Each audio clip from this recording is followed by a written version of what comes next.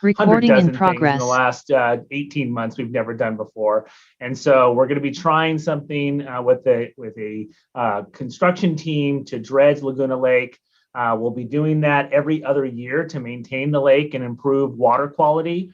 The maintenance program will also establish a regular water quality monitoring program. I want to just emphasize that the project is funded by Measure G20. So thank you to the voters that supported this project. It will have an incremental impact, and we're going to learn a lot from this initial pilot program. How do we move sediment out of the lake? How do we store it? How does it affect traffic? What impact does it have on the roads, taking heavy machinery in and out of the parks? How does it disrupt the active users that are out there, both in the lake and in the surrounding areas? So we have some ideas, and we've tried to do everything we can to mitigate that, but certainly this will be a learning opportunity for us.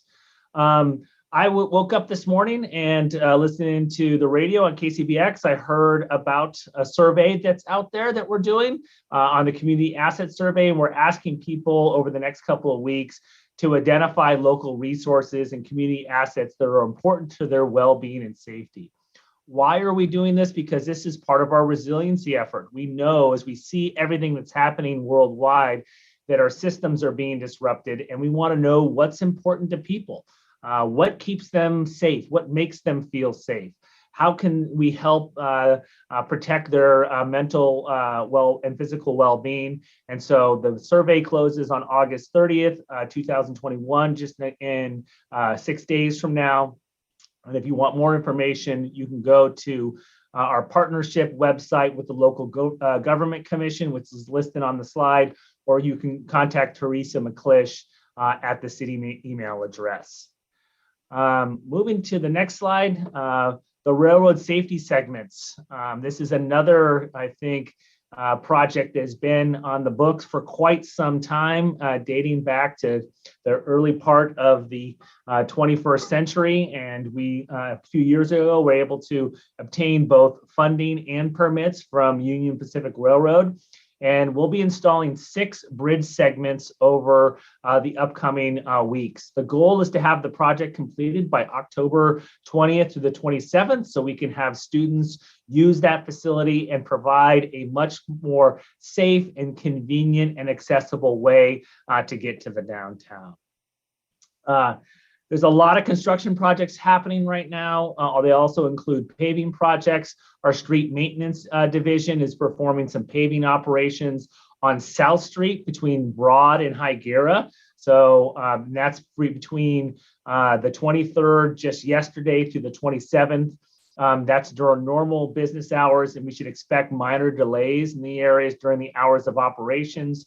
And it will impact a few bus stops on South Street, and we've given notice to those riders to make sure they're aware of the changes that are happening with the routes. The downtown paving project began on Monday, August the 9th, and so we have a lot of prep work, a lot of work to restore some pavement areas that are really in need of service. That project is scheduled for tentative completion on November 19th. So it's a pretty extensive paving project. Not only is it paving, but it's also putting Marsh Street on a road diet and also dealing with some of the peripheral streets as well. And so overall, it should improve the driving and riding experience and walking experience for everyone. So, we now look at all of our paving projects through a complete streets lens to make sure that we're looking at all the types of users in our downtown. And so the city team is providing community weekly updates and postcards to neighbors within 300 feet of the project limits, highlighting some of the project improvements. And again, I want to thank the council for funding a position in our community services group team. And Savannah has been doing a great job outreaching to the community, both online, and you can see through postcards to make sure people are aware of those paving projects. Unfortunately, this last weekend on Sunday, early in the morning, we had a pipe break over on Johnson and Ella, and we had about 200 households that were impacted. And those 200 households lost pressure as a result of a water main break early in the morning. And we provided immediate notice to those residents out of an abundance of caution. And you probably saw online a map of the affected areas. We did provide free bottled water at the county public health office over on Johnson Avenue. And while the boil water notice is in effect. And so I haven't heard from Mr. Floyd, our utilities director, as of this afternoon. I think that it still remains in effect, and we'll certainly notify the council and the community once that's been lifted and we've got approval from the state of California.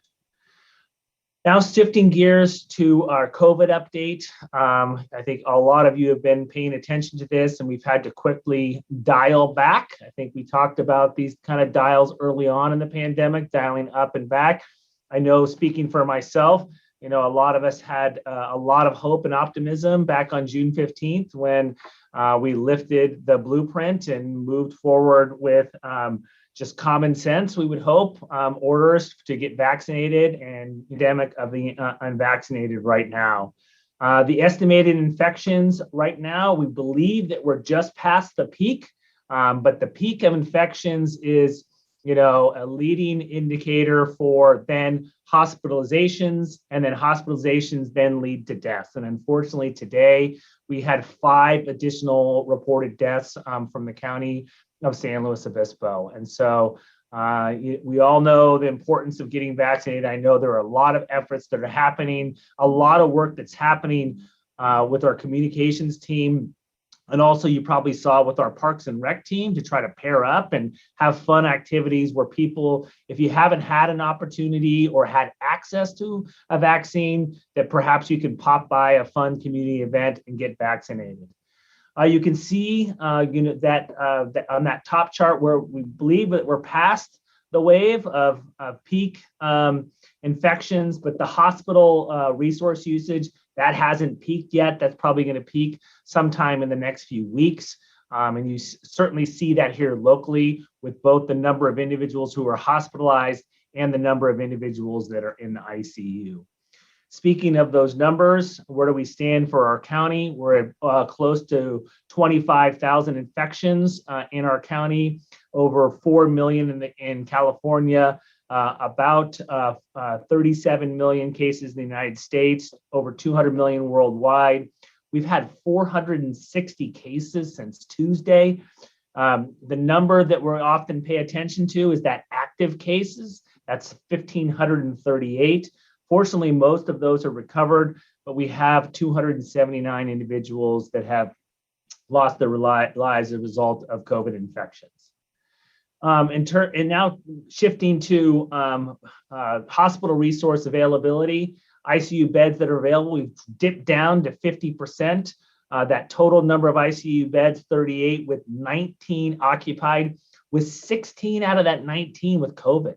So this is significant. If we have some other event that happens in our community, those beds are now taken up by COVID patients.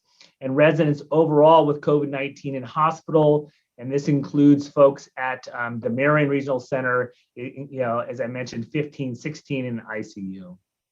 How are we doing on vaccinations? Total number of vaccinations, I'll just cover the yellow highlighted number, stands at 308,000 total doses administered in the county. And this is reported by the California Department of Public Health. I think that number last time I addressed the council was just a little shy of 300,000. And so, certainly we're making some progress, but not the type of progress that we'd like to see here locally. And you can see at this bottom number here, where I'm circling with my cursor here, we're about 170,000, or about half of the doses have been administered by SLO County Public Health. With that, that concludes my presentation, Madam Mayor, and I'm happy to answer any questions from the council about anything that's happening in the community or efforts to ramp up our response for COVID-19. Thank you so much, City Manager. I am not seeing any hands up from my colleagues nor the community. Teresa, Are there any speakers? No, there are not. Okay. All right. Thank you so much, Derek, for that. I appreciate it. And now I will be presenting a proclamation declaring August as Women's Right to Vote Month to Joe Benson on behalf of the San Luis Obispo County Bar Association. Whereas the right to vote is the cornerstone of our democracy and the fundamental right upon which all our civil liberties rest. And whereas the fight for women's suffrage from the first Women's Rights Convention to enfranchisement lasted more than 72 years, with women from all walks of life, political views, and demographic backgrounds asking for the right to voice their opinions at the polls. And whereas it took male allies to support women in their endeavor to vote, for it was sons, husbands, and fathers who ultimately heard the calls of women, and the House of Representatives took a historic vote on May 21st in 1919, followed by the Senate on June 4th, 1919. And 3/4 of the states needed to ratify the 19th Amendment. And whereas on November 1st, 1919, California became the 18th state in the Union to ratify the 19th Amendment. And whereas on August 18th, 1920, Tennessee became the 36th state to ratify the 19th Amendment, thereby gaining the necessary 3/4 needed. And whereas on October 26, 1920, the United States Secretary of State officially certified the 19th Amendment to the United States Constitution, making it the law of the land, whereby millions of women were enfranchised and fundamentally changed the role of women in the civic life of our nation. And whereas the 19th Amendment did not guarantee suffrage for all women, including Native Americans who did not gain the right to vote until 1924, for Asian Pacific Islander Americans, it was 1952, and African American and Latin Americans suffered voter suppression until the passage of the Voting Rights Act of 1965 and 1975. And these are my words, not the proclamation. And up to this day, I would suggest. Whereas the SARS-CoV-2 epidemic prevented appropriate celebration of the 100th anniversary of the ratification of the 19th Amendment in August of 2020. And whereas the year 2021 marks the 101st anniversary of the 19th Amendment, guaranteeing and protecting women's constitutional right to vote, and the largest expansion of democracy in the history of our country. And whereas the 101st anniversary of the 19th Amendment gives state and local bar associations, lawyers, judges, and other legal professionals, educators, and civic organizations the opportunity to celebrate 101 years of women's constitutional right to vote, to educate the public about the 19th Amendment and the battle for women's suffrage, and to promote law that ensures women's full and equal exercise of their right to vote and to participate in our democracy. And whereas the San Luis Obispo County Bar Association received approval from the Library of Congress to have a 19th Amendment exhibit brought to San Luis Obispo, and whereas the 19th Amendment exhibit features historic photos and artifacts and details the story of the battle for ratification and outlines the challenges which remain. And whereas the 19th Amendment exhibit is on display now at the San Luis Obispo County Library and will continue through September 18th. And whereas the city of San Luis Obispo commends these notable organizations, which include the San Luis Obispo Bar Association, the League of Women Voters, the San Luis Obispo College of Law, and the Women Lawyers Association of San Luis Obispo County. And whereas the city of San Luis Obispo commemorates the 101st anniversary of the transformative constitutional amendment that guaranteed the right of citizens to vote, would not be denied or abridged by the United States or any other state on the account of sex. Now, therefore, I, Heidi Harmon, Mayor of the City of San Luis Obispo, Mayor of the first historic all-female City Council, on behalf of the entire female City Council, hereby proclaim August 2021 as Women's Right to Vote Month in the City of San Luis Obispo and urge residents and visitors to view the 19th Amendment exhibit during open hours of the San Luis Obispo County Library, celebrate the 101st anniversary of the passage and ratification of the 19th Amendment, providing for women's suffrage to the Constitution of the United States, honor the role of ratification to the 19th Amendment in further promoting the core values of our democracy as promised by the Constitution, reaffirm the opportunity for students and adults in the city to learn about and commemorate the efforts of women's suffrage movement and the role of women in our democracy, and reaffirm our desire to strengthen democratic participation and to inspire future generations to cherish and preserve the historic precedent established under the 19th Amendment. All right, nicely done. Mr. Benson. Thank you, Mayor Harmon. I feel like I got my money's worth on that one. You can tell lawyers wrote this, and I mean that I think is mostly a compliment. It was long and very extensive, and I am excited to see people hopefully travel over to the library to check it out in more detail. So go ahead.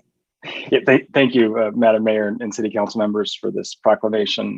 My name is Joe Benson. I'm the president of the County Bar Association this year. And I just want to thank you for helping us bring attention to this important anniversary of the 19th Amendment and the exhibit that we have here from the Library of Congress. I'd also like to thank our contributing organizations. You heard Mayor Harmon mention them, but I'll just say them again: the League of Women Voters of San Luis Obispo County, the Women Lawyers Association of San Luis Obispo County, the SLO College of Law, and we also had 2 private donors, and they all contributed to the cost of securing this great exhibit. So as you all know, the Constitution is the founding document of our great country. And just as our union is both imperfect and amazing, so too is the Constitution. And no clear evidence of that imperfection is the fact that the Constitution has been amended 27 times. These amendments speak not only to the imperfection, but more importantly, the ability of our country to evolve, adapt, and get better. The 19th Amendment, which guaranteed and protected women's right to vote, was the largest expansion of democracy in our nation's history. In theory, the population of those eligible to vote doubled, and women obtained equal footing with men in how this country should be run. However, like a lot of things in our country, it wasn't that simple. So in addition to detailing the incredible accomplishments of those who were involved with the suffrage movement and the long, hard battle for ratification, the exhibit also identifies issues of gender equality our country continues to grapple with today. I hope you can all find the time in your schedules to go visit the exhibit, and you'll help us get the word out in the community. It's free, it's open to the public. It's just across the street from City Hall there on Palm Street, and we have it till September 18th. Thank you very much. All right, thank you so much. I have had the opportunity to go over there and check it out, and it's beautifully done. So thank you so much for compiling all of that. It's a great opportunity. I hope that the local school districts are aware of that opportunity also and taking advantage of that. All right, and now we have someone new and amazing on our city team. And I'm super excited about this because not only is this a great person, but this is a position that I know a lot of us, or I know Aaron, Councilmember Gomez, and I in particular, since we were elected in 2016, we're advocating for someone to help us with our social media and focus on communication. So I'm really excited to invite Deputy City Manager Greg Herman to introduce Whitney Zentisi, our new Public Communications Manager. Great. Thank you, Mayor Harmon, and good evening, council members. I'm very happy to be here tonight to formally introduce our new Public Communications Manager, Whitney Zentisi. Whitney joined the city on May 13th, which was an incredibly difficult week for our police department and organization with the death of Detective Benedetti. But I want everyone to know that Whitney immediately jumped in, even calling me and offering to start her job early to be of service to her new colleagues.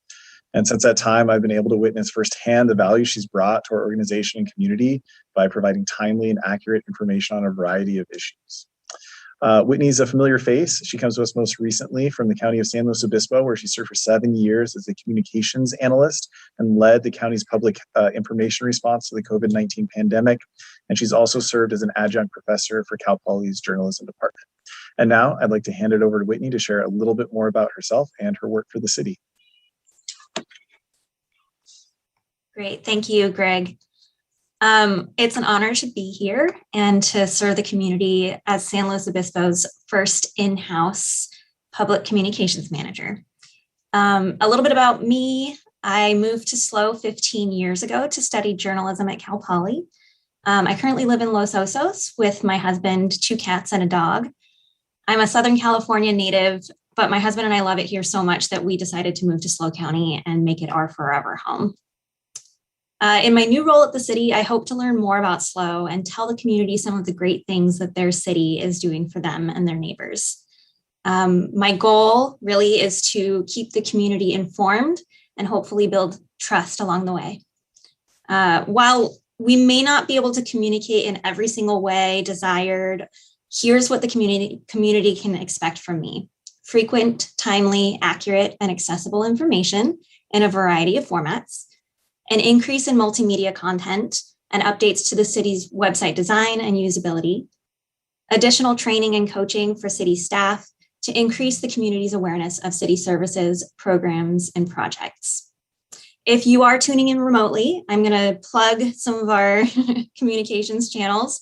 You can get the latest information directly from us by subscribing to our email notifications on our website at slocity.org. And you can also follow us, the City of San Luis Obispo, on Facebook, Instagram, YouTube, and LinkedIn. I hope to keep our community informed, and I really want to make the community proud in the years to come. So thank you.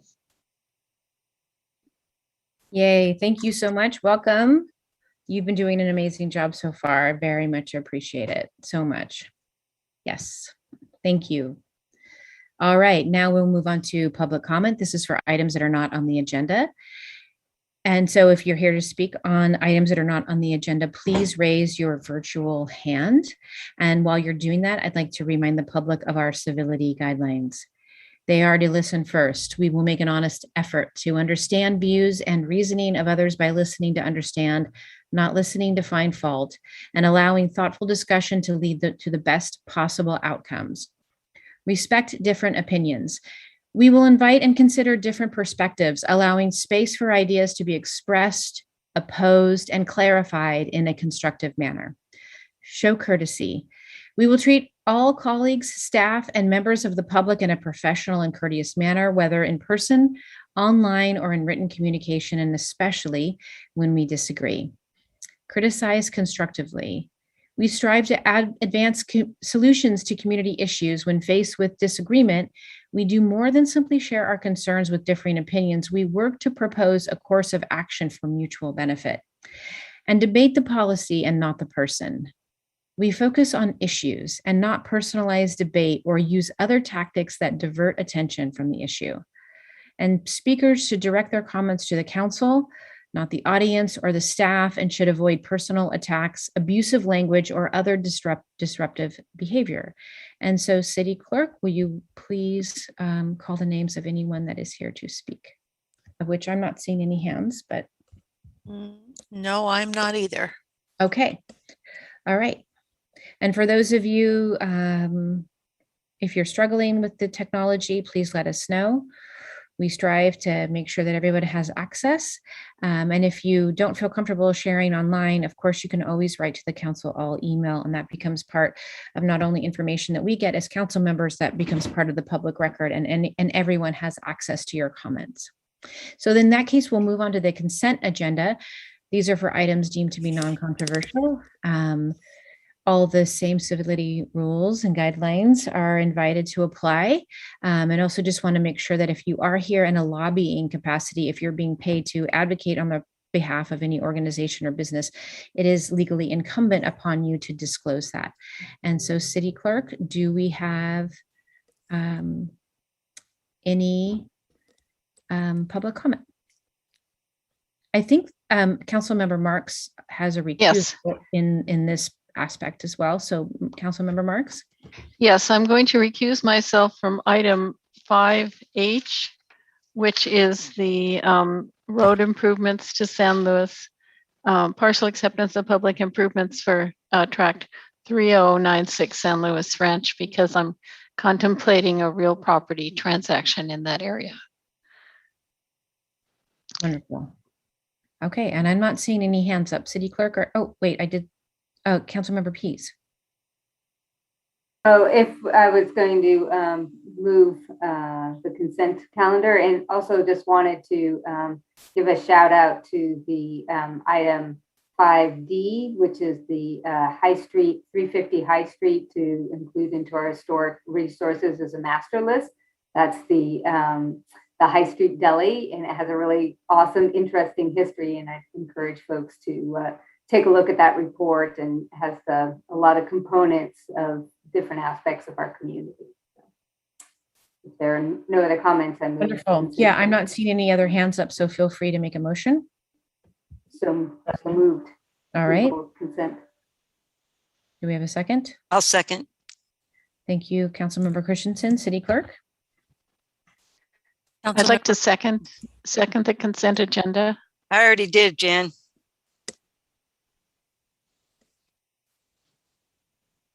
So we have Andy with a motion and Councilmember Christensen with a second. City Clerk? Councilmember Pease, Yes. Councilmember Christensen. Yes. Councilmember Marks, Yes. Vice Mayor Stewart, Yes. Mayor Harmon. Yes, and with that, it passes 5-0. Thank you. And always just want to say that there is so much on consent, and we know that the staff works so hard, and it encourage the community to spend some time looking at all the staff reports on consent. There's a lot of good work in there. So thank you to everyone involved to make all of that happen. And now we will move on to a public hearing to introduce an ordinance amending the municipal code to revise the city's parking permit program. So Public Works Director Matt Horn, Parking Program Manager Gavin Hussey, and Parking Services Supervisor Alexander Fuchs will please present the report. Madam Mayor, before both Mr. Hussey and Mr. Horn present, I just wanted to give a little context before the staff presentation tonight. As the council knows, we have been trying to manage a lot going on through the pandemic in our public right-of-way. We have taken the opportunity to, in some cases, to advance our sustainability goals and improve conditions for both cyclists and pedestrians, and also taking advantage of this time to build projects that benefit everyone, including those using motorized and electric vehicles. And along the way, through the pandemic, there have been other issues that have sprung up that we couldn't have imagined that would come across our desks, and that would demand the talented city team to address some of those challenges. And some of those the council has dealt with during the pandemic, which is requests for new residential parking districts. And now we see some dynamics that are emerging in some of our commercial districts.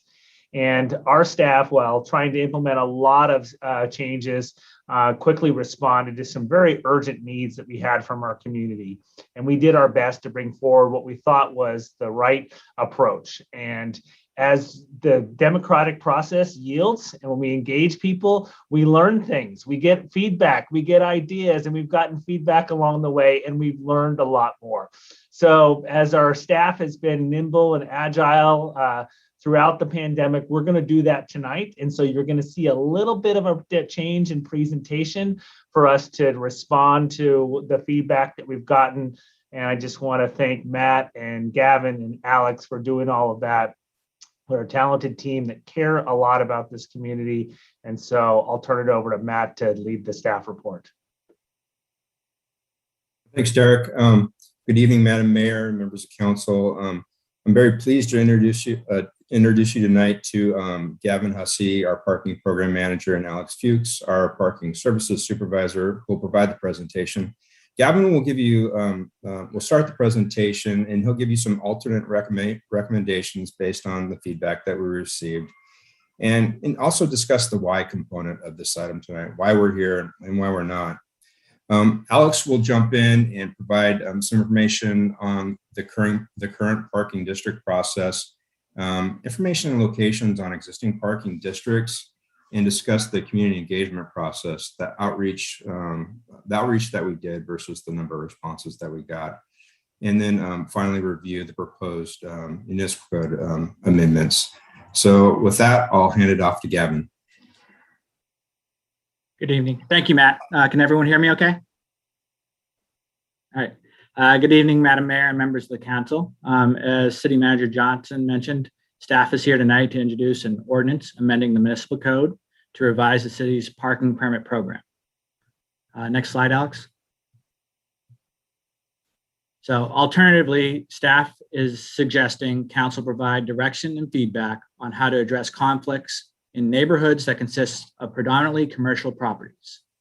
To this, staff suggests council not adopt the revised ordinance and direct staff to return at a later date with a proposed ordinance that allows commercial properties to participate in the districting process and not to revise the ordinance governing residential parking. Next slide, please. So why are we here tonight?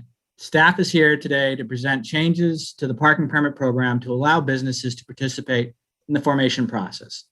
Businesses are becoming impacted by parking from those that do not live in the area or do not work in the area. This is similar to how residential areas have been impacted by non-resident parkers for decades. Staff is also recommending changes that will streamline the permit issuance process by allowing permits to be sold directly to occupants instead of property owners. Next slide, Alex. So why are we not here? So staff is not here to make immediate modifications to existing districts. This includes the number of permits that are issued in each district. Staff is also not here to debate the effectiveness or need of any particular parking district. However, staff may reference, for illustrative purposes, districts. Our intent is not to create an undue burden on an existing parking district, whether they're owners or occupants. And here I'll turn it over to Alex for his part of the presentation, which will discuss the districting process, what staff have done to address the needs of our community, and what we are recommending. Thank you, Gavin. And so what you see before you right now is a summary of the elements of the existing parking district program. The program is limited to areas that are predominantly residential, but that are limited to properties with 4 or fewer units. Properties with 5 or more units are required to provide parking for residents and guests on site per the city's zoning regulations. Requests are initiated by the residents, meaning that any district that wants to be established is first brought to the city by residents, and it is then taken through the district formation process, including an informal survey, a community meeting, a formal survey, and then if there's enough support, it'll go to council for a recommendation. The voting to establish or modify or dissolve any sort of district or element of a district is given to the occupants. And at any stage of that, whether it's to establish a new district or to modify an existing one, at least 60% of the responding residents must support the change in order for a recommendation to be made to council. And then the big element, which you've heard a lot of over the past couple of days, is the number of permits issued per household. And that limit is 2 per household across all districts. No exceptions are made. And that is address units, meaning non-permitted units do not receive permits. It is what is within the city's database. I want to provide a brief overview of the parking districts within the city of San Luis Obispo. There are 11 districts, as you can see across this map, the newest one being Dana Street, the oldest one being the Alta Vista Parking District, which was established originally in 1979 and then has expanded over time. You'll see that there's an Alta Vista 1 and Alta Vista 2, and that's because those 2 areas have distinct enforcement hours. Same thing with Tasajara 1 and 2. We reference them as a single district, yet they have varying enforcement hours.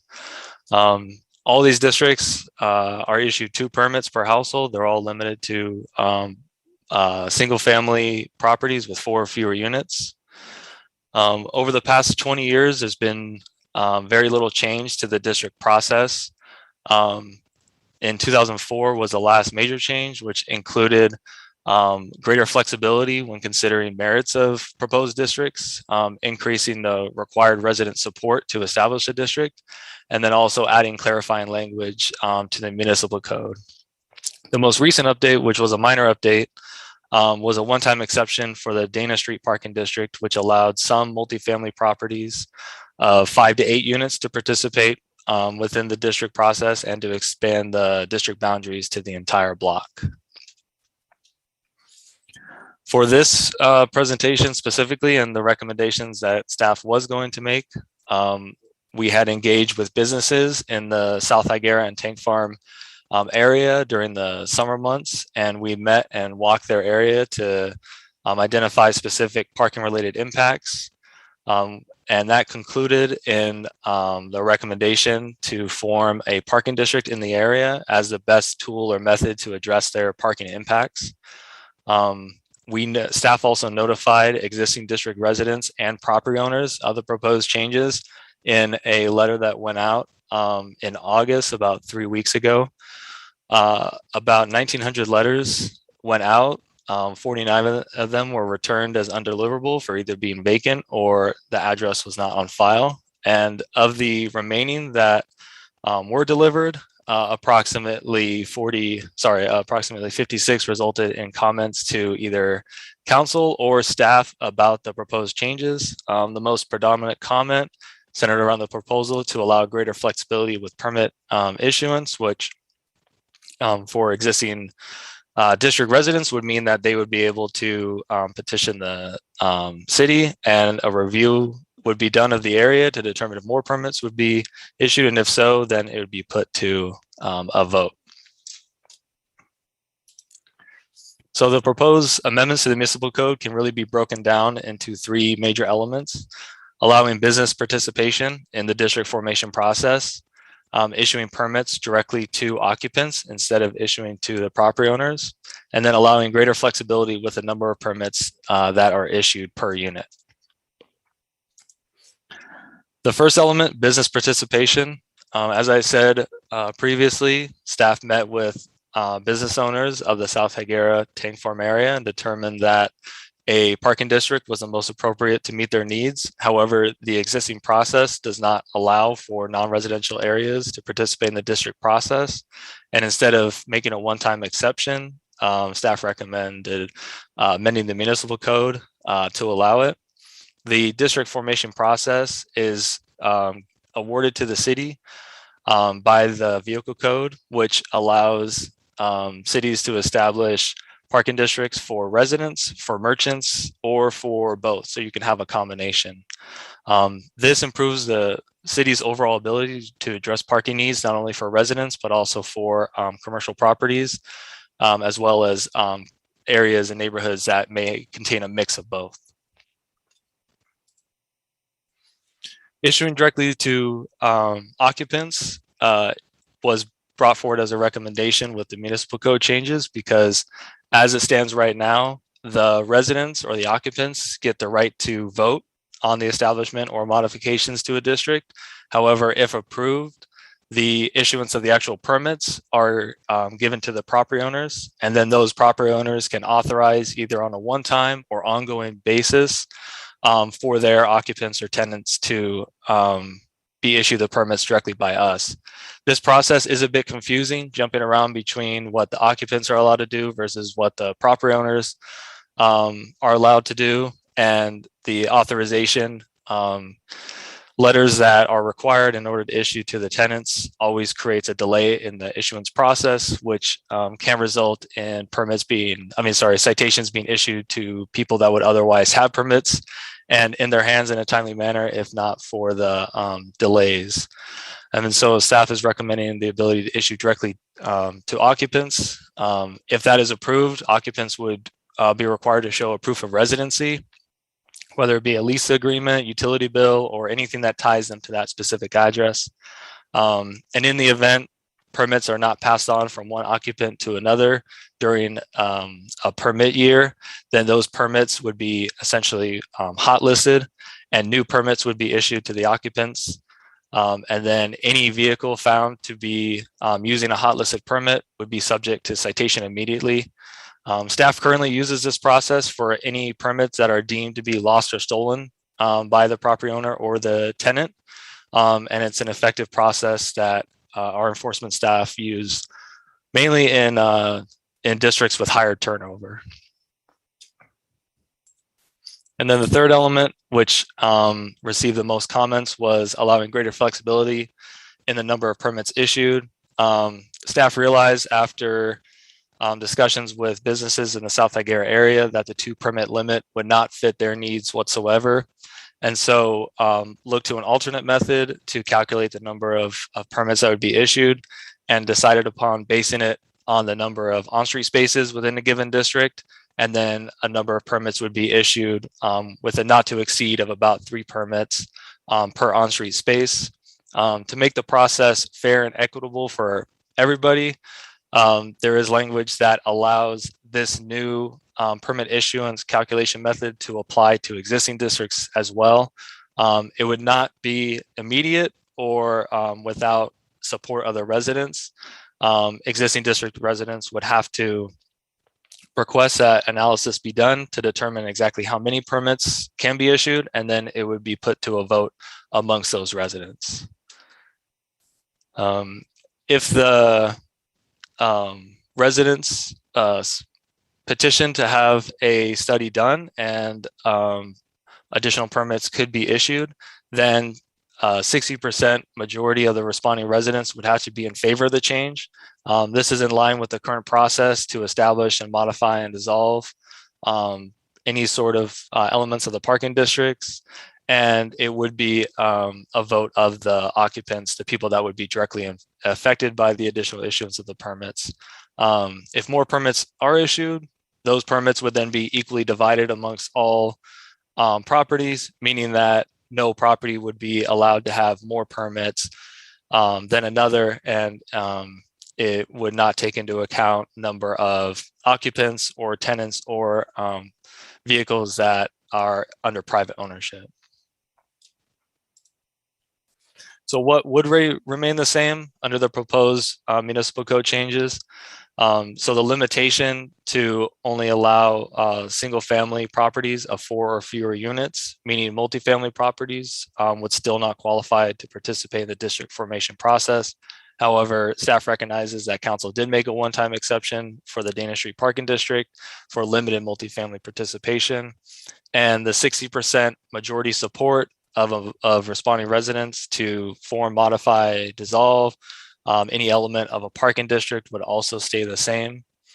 And I believe, I'm sorry, that is the last slide of the presentation. So again, the original recommendation was to introduce an ordinance to modify the parking permit program to include those proposed elements. However, staff is proposing an alternate recommendation to basically provide direction and feedback, and then for staff to return at a later date with revisions that would allow business districts to be able to be formed without having an effect on existing or future residential districts. All right, thank you so much. Was there any, that's it for staff, correct? Correct. Okay, so I did have a question slide in here, but I don't anymore. So it'll be questions from here on out. Okay, great, no problem. Thank you so much. Councilmember Christensen. Yes, thank you very much, Mayor, and thank you, staff, Alex and Gavin. I appreciated the opportunity today to go over this during agenda review, and I wanted to just say right up front that I support the alternative recommendation to separate out the immediate concerns regarding business districts that staff has gallantly and tirelessly been working on, and not to deal with any changes to the residential parking districts at this time. I know that parking has been, an issue ever since we started talking about parking, which is probably 50 years ago. Certainly in the last 20 years that I've been dealing with city housing and parking issues, it's ongoing. It's an ongoing challenge, and we always are trying to tackle the different things that come up. And I think in their end result is it's kind of been, as somebody put it this morning, kind of a whack-a-mole approach. We fix this problem and that problem pops up. We address some concern and then there's another concern. So my question is actually about, I want to just be clear that I'm not interested in discussing I don't want to do what the ordinance is. I want to just have staff bring something back regarding business parking districts. But my question is about, I thought we have a work program in this budget cycle to deal with kind of an overall big picture tackling of parking that we recognized during our budget discussions that this is an ongoing issue that's reached kind of important milestones because we're changing, we're changing to mixed use. We have a whole lot of different work environments. We have a lot of issues around equality and access and diversity and inclusivity. And so don't we have something coming forward to us later on this year about, or this budget cycle about parking? And if we do, could you tell me what the timeline is on that, if you know? Yes, so council member, that's the parking and access management plan. We are going to be releasing an RFP in December and have a vendor do the study for us, and we'll be reporting back to council in June. And does the council participate? Don't we have an agenda item regarding that? Do we get to have a chance to take a look at that RFP before it's issued, or give comment on the factors that'll go into it? Yes. So that means the public will also. They'll be able to make public comment at our meeting. Correct. When we do that. Okay. Just wanted to kind of, I always wanted to get that clear because I was a little unclear about that before, about what exactly we as a council are doing. So we will have a chance to look at that before it goes out in an official RFP, and that'll be at a public meeting. And so people will have an opportunity to see kind of what the scope of it is and where we want to go. Correct. The target date for us getting to council is in December. Okay, great. Thank you so much. Yeah, Councilmember Pease, I'll go to you right next. But that was one of my questions too. It seems like we should have that discussion before we have this more specific discussion. Just put a pin in that. Councilmember Pease. Thank you so much. I appreciate the staff work and again the ability to turn on a dime and be able to provide this alternate. I think that makes a lot of sense. As well as we get into deliberation, to be able to focus on the more immediate concern of kind of ongoing car storage in those commercial business park kinds of areas.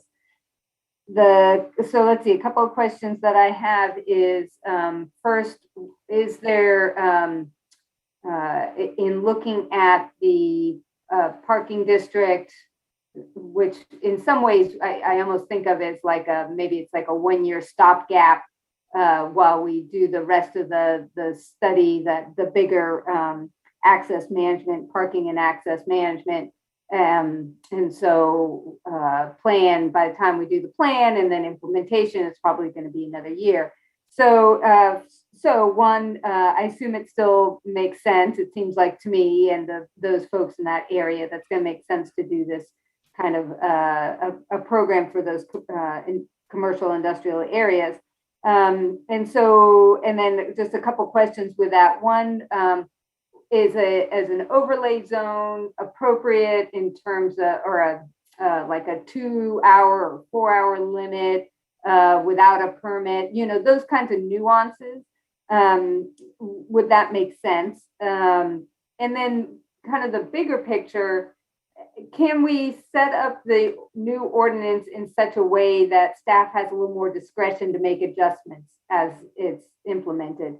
I think it's been challenging for council members to have to come up with really specific number of permits, hours of operation, those types of things. And I'm wondering if the new program can be more agile and allow for some staff adjustments within certain parameters. Yeah, so there's definitely language that we can write into the ordinance to allow staff to be more creative in what we're able to issue in different districts. We do know that there are going to be hybrid areas where we have commercial and residential blending. And we do need to address the needs of both participants in those districts or where they overlap. So that is definitely something that we can add into the language that we write there. And I would just want to say, just to add on, Madam Mayor and Councilmember Pease, this is the first commercial district. We're seeing these issues sprout up in other areas throughout the city. So we're getting requests in other areas. And, this is the whack-a-mole problem that we've talked about at Agenda Review, that started in 1979. And, we've been playing that for quite some time. And so I think we'll need that administrative flexibility because, as much as people would love to believe parking is art and science and probably a mix of both. And so I have confidence in Gavin and Alex and the team to kind of be able to curate, be able to, tune up the parking program, particularly in the business districts. We're not proposing that for the residential districts. But for the time being, be able to have that tool when we come back on the business districts. Thank you. And I had actually just one other question, which is in terms of, certainly on the residential side that, the questions about the numbers of permits, it makes sense for sure to put that on hold, and obviously any of the parcel instead of residence, those types of questions. But there was that one component about the allowing the tenants to be able to apply directly for that, for access there. And is that the kind of thing that administratively could be adjusted, or is that just another one of those, gosh, it's going to, have a ripple effect that's going to be problematic. Let's just not touch the whole thing. I'm just wondering, does it make any sense to keep any aspect of the proposed residential revisions that's, kind of super finite and focused, or should we really just hold off on the whole thing? So my best recommendation on this would be, if we're going to come back to council with changes to add a commercial area, that we come back with any adjustments to language for the residential area at that time. So we're not trying to piecemeal this together right now. We've written in some language that's very specific to allow the inclusion of commercial areas. And I think if we come back to council in the spring with some new language for a commercial district and some revised language for residential, that probably would be the best suggestion here. Okay, so now I'm totally confused. Right, so you're coming back. Sorry, Carlin, I hear you. So, but we're talking, you're coming back in the next month or two, right, to be able to propose the specific program for commercial districts, correct? As soon as we can get on council's agenda. Council's agenda. And then we're doing this whole, and then we're not touching the rest of the residential, the rest of the program until after this analysis, in the summer or whatever, or are you thinking it'll still come back again? We could come back with revised language if that's your direction here. That would adjust so that current occupants could procure the permits directly without having to go through the landlord. Okay, so then my question is, so we'll do the commercial one on its own this fall ASAP, as soon as we can get back on the agenda to be able to address that issue. So my question to you is, how important is that one piece in terms of the occupant, the tenant, the renter versus the owner being able to manage that process? Has that been a big problem on a scale of 1 to 10, or is this a small enough problem that let's wait a year and get the whole thing done at once?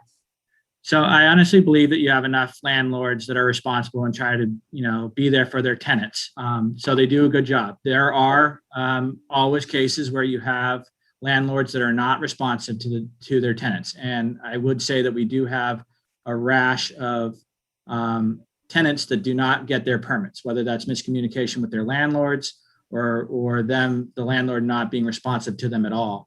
I know from us going through the last permitting process, we had a number of tenants that expressed their frustration that their landlord was not responsive to them at all about trying to go through the permit process. So, we're trying to be able to hear what our tenants are saying.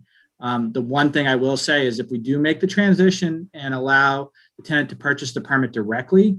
That does not stop the landlord from starting the purchase prior to the tenant. So the landlord, if they still want to have control of the permit, they are eligible to come down and purchase that permit because they are the landlord for the property. The tenant, if they did make a request afterwards, would need to go and contact the landlord about that permit. Okay. Okay. So it sounds like it's not a 9 on a scale of 1 to 10. It sounds like it's something that could be improved, but it's not like, sirens ringing. Let's take care of this right now. It is something we're trying to improve for all members of the community. And by issuing directly to the tenant, it does streamline the process and make it more effective. Right. And has some other logistics to work out as part of that. So it sounds like, okay, great. Those are my questions. Thank you. Gavin, before you leave that topic, do you want to talk a little bit about, since we're talking about residential permits, I know that came up during public comment, just the Supreme Court case that came out about marking vehicles and our use of technology and the plan long-term to transition to a different type of permit system? Yep. So as I believe all of our residents saw when we released the letter beginning of August notifying them about permit issuance, we did include a section this year for vehicle information. Our intent is to follow something similar to what Cal Poly does, where we move to virtual permits. Virtual permits are associated with the license plate, and it's worked very effectively at other institutions. What we see happening here is that we are going to be able to better control and better police our districts through our license plate recognition software that's out there. We have had it for a number of years now. We just haven't effectively utilized it, and moving to virtual permits will allow us that flexibility. Additionally, the onus is on the consumer, which is the tenant or the landlord, to control how the permits are issued at that point in time. So if a landlord chooses to purchase, have an account for their property and purchase the permits up front, they can then add the vehicles that the tenants have to that list. The great thing about it is there's parameters on the back end that control how many vehicles park on the street. And I know that one of the concerns about us issuing extra permits is, oh, well, people are going to have 5 or 6 permits per house, and they're going to all park on the same street at the same time. And they won't, they'll take up all the parking right in front of our house. Well, with virtual permits, the way it works is if you are parking, there's a certain number of vehicles that are allowed access to that permit to be in an area at one point in time. So as our current rule stands at 2 permits per house, only 2 vehicles would be allowed to park on the street. Any vehicle found after that is parked, even if they're affiliated with the permit, would be eligible for citation. So the hope is to reduce some of the stuff and allow the customers to be able to have a more user-friendly experience by purchasing it online, and to have more personal control in how they allocate vehicles. I know that there was some concern about medical providers being eligible for permits because right now they have a hang tag that they're displaying in their vehicle. This would be the same where someone could put a medical provider's vehicle on the account, so when they're come for a visit, they have access to that street.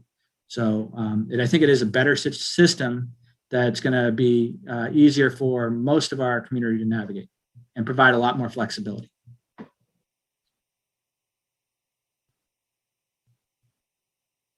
Councilmember Pease, was that, or are we good, City Manager, with that? Yeah, I just thought it would be helpful, since I know that was an area of concern and something that you may have not followed.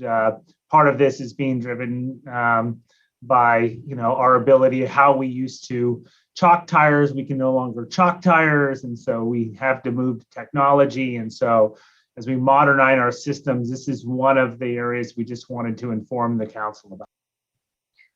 Sorry, side note, maybe I missed this. Are we legally not allowed to chalk tires anymore? Is that part of it? Correct. Sorry about that. Yeah. So any method that we now do has to be electronic. If you're physically marking a vehicle, that's considered tampering with the vehicle. So we are no longer allowed to take a chalk stick out and draw on your tire. We now have to use the digital system to monitor where. So the system would rather support, and I'm not saying I'm against it, but rather support government essentially being able to track like significantly more details about who you are and where you're parked, as opposed to putting a tiny 3-inch of chalk on your tire. All right. Okay. Got it. Okay. Councilmember Marks.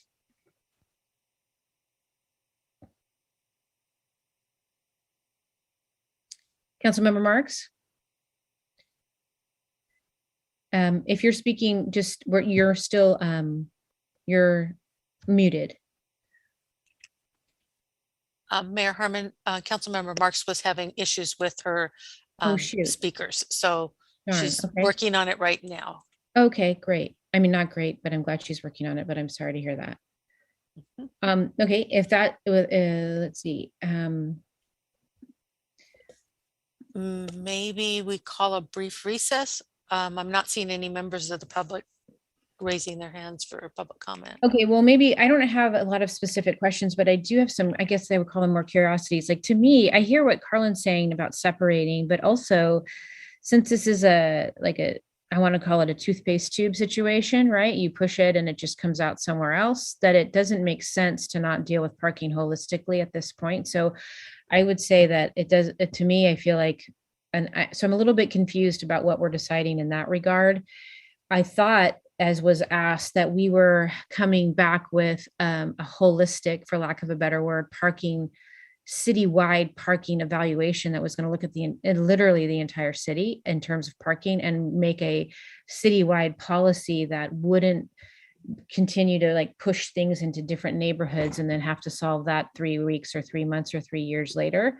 So I'm a little bit confused about that, if that's the decision that we're making. So maybe Gavin, I don't know if that's Gavin or Matt, can you clarify if that's one of the choices that we're making tonight or the feedback that you're looking for? No, not with regard to the parking and access management plan. That's already in the works. When we come back to you in December, you'll be able to provide instructions on how you want us to proceed with items in the scope of work there prior to us releasing that. So that would be the policy that kind of guides the whole decision. When we come back to you in June, that would be on your time, your opportunity to either choose or adopt the recommendations that have been proposed by the consultant. Okay, and I know that one of our overall policy intentions is to make parking appropriately uncomfortable or costly, frankly, not just literally in terms of the financial sense, but in terms of the discomfort kind of sense. And we have a lot of people with 5, 6 renters or what have you in a house, and people want more parking permits, et cetera. So when people have a garage and also a driveway, et cetera, they have spaces for themselves and the people that live there, generally speaking, to park. And I hear the complaint or the concern about visitors of any type, of course, but especially visitors of a crucial nature like home health care providers, et cetera. Is the system that we're thinking about, and especially with the technology aspect, flexible and fluid and sort of, I guess, modern enough that we could create a system where you could have 1 or I guess 2, maybe maximum parking permits, if that, honestly, but that there would be some fluidity to have some micro temporary passes for 5 hours or something like that? Is that too complex for us to navigate? No, so all the technology we were looking at, Madam Mayor, does allow for flexibility on the number of permits we issue, the type of permits we issue. So currently, as we have the 2 permits per property right now, we could continue with that. We also allow temporary permits, which is already something we do, but with any new technology, we plan to offer other permit options for tenants or residents, where if you have a guest staying for a couple of days, we could accommodate that. Or if you needed short-term parking, we could accommodate that. So we do currently already offer programs similar, and when we move to virtual permits, we'll have a very similar programs also available. Okay, so what I'm imagining then, and especially in the virtual permit space, is that, I'm an adult with an aging parent. My mom just fell and broke her hip. Now she's going to have a home health care provider that's going to be parking on the street for 5 hours a day. When I can't be there, that's going to be the person that doesn't have a permit. Am I going to be able to get online in that future narrative and I'm in real time, get that virtual permit is what I would call it.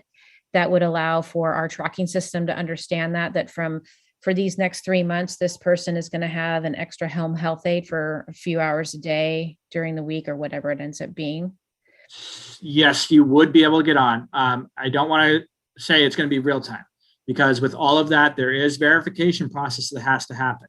If you need an immediate day of type of situation, you would still be calling the parking office, and we would be making that concession on the back end. You would still submit your proof that you need a permit and that you have, a reason to be at that address, which would be, a doctor's note or something of that sort from the resident at that property, so that we could extend you a prolonged period of time that you need. But there wouldn't be anything beyond that that's not possibly approved. And any short approval would be done to the parking office still. Okay. That sounds like as ideal as possible. I'm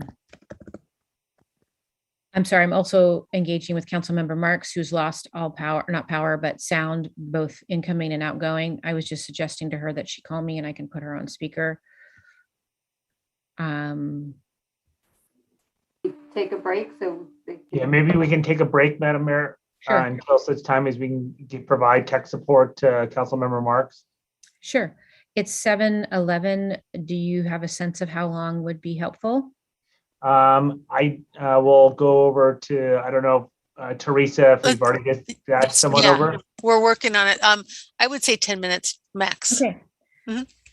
Okay, Thanks. will we return at 7:20? All right. Is it figured out? Yes, Councilmember Marks? Yes, it Yes, is. it's all working now. Wonderful. So thank you. Thank Yeah, you, everyone. Yeah. Hey, would you like to go ahead? Are we at the deliberation phase right now? I think we're good to go on that since there are no hands raised from the public. City Clerk, can you confirm that there are no public speakers?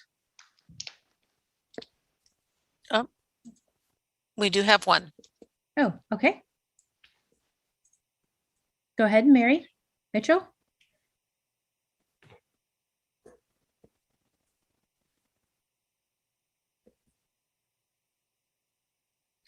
Derek, I see your hand up too. I'm not sure if that's inadvertent or, okay.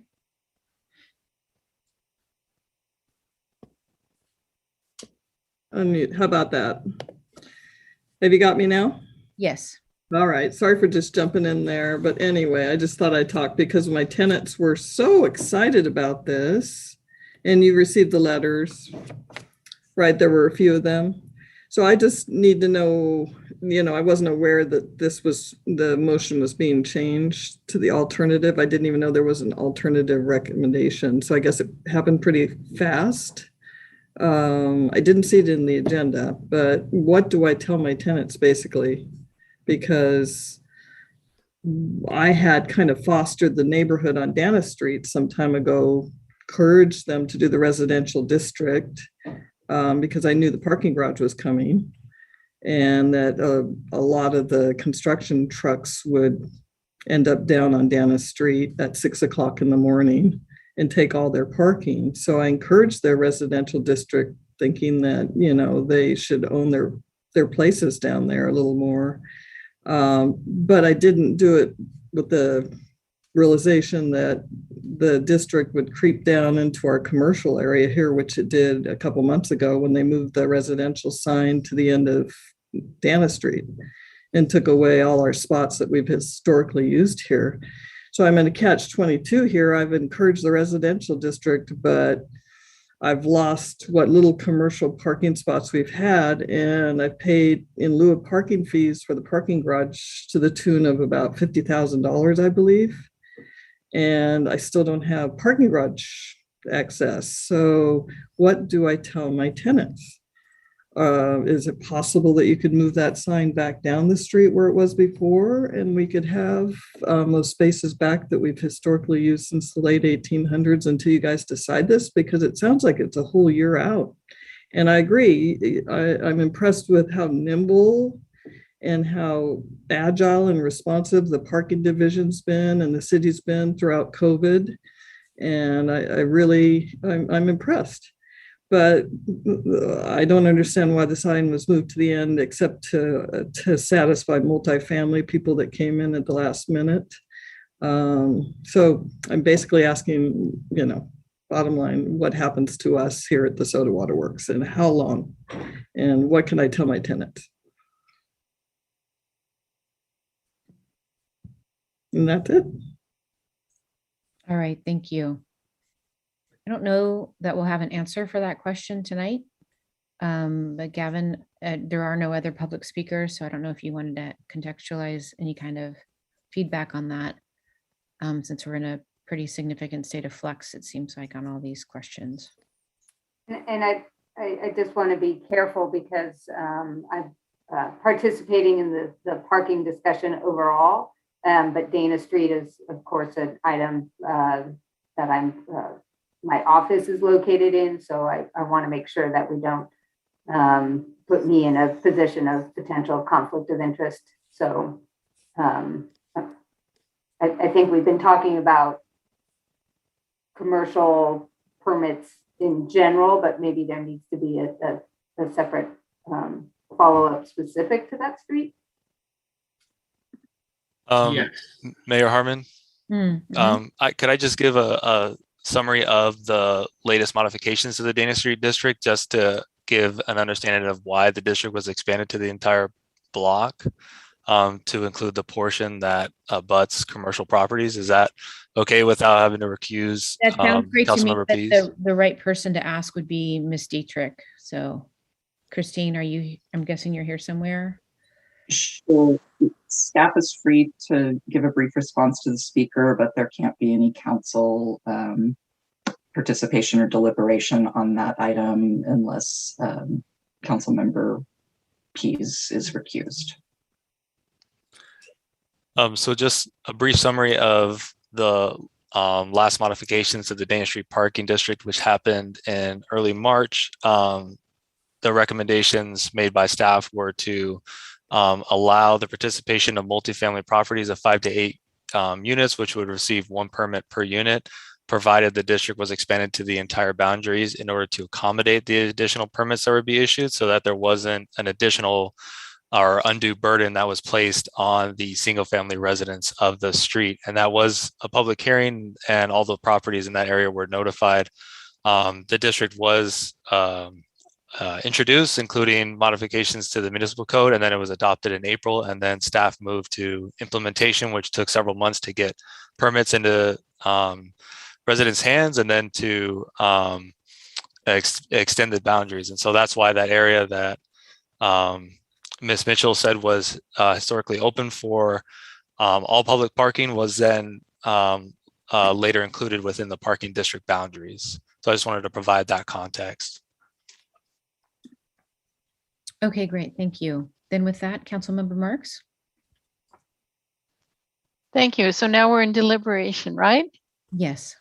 Oh, okay. I just want to really say that I agree with Councilmember Christensen and staff in general not to adopt the ordinance this evening. I think it's a very good decision.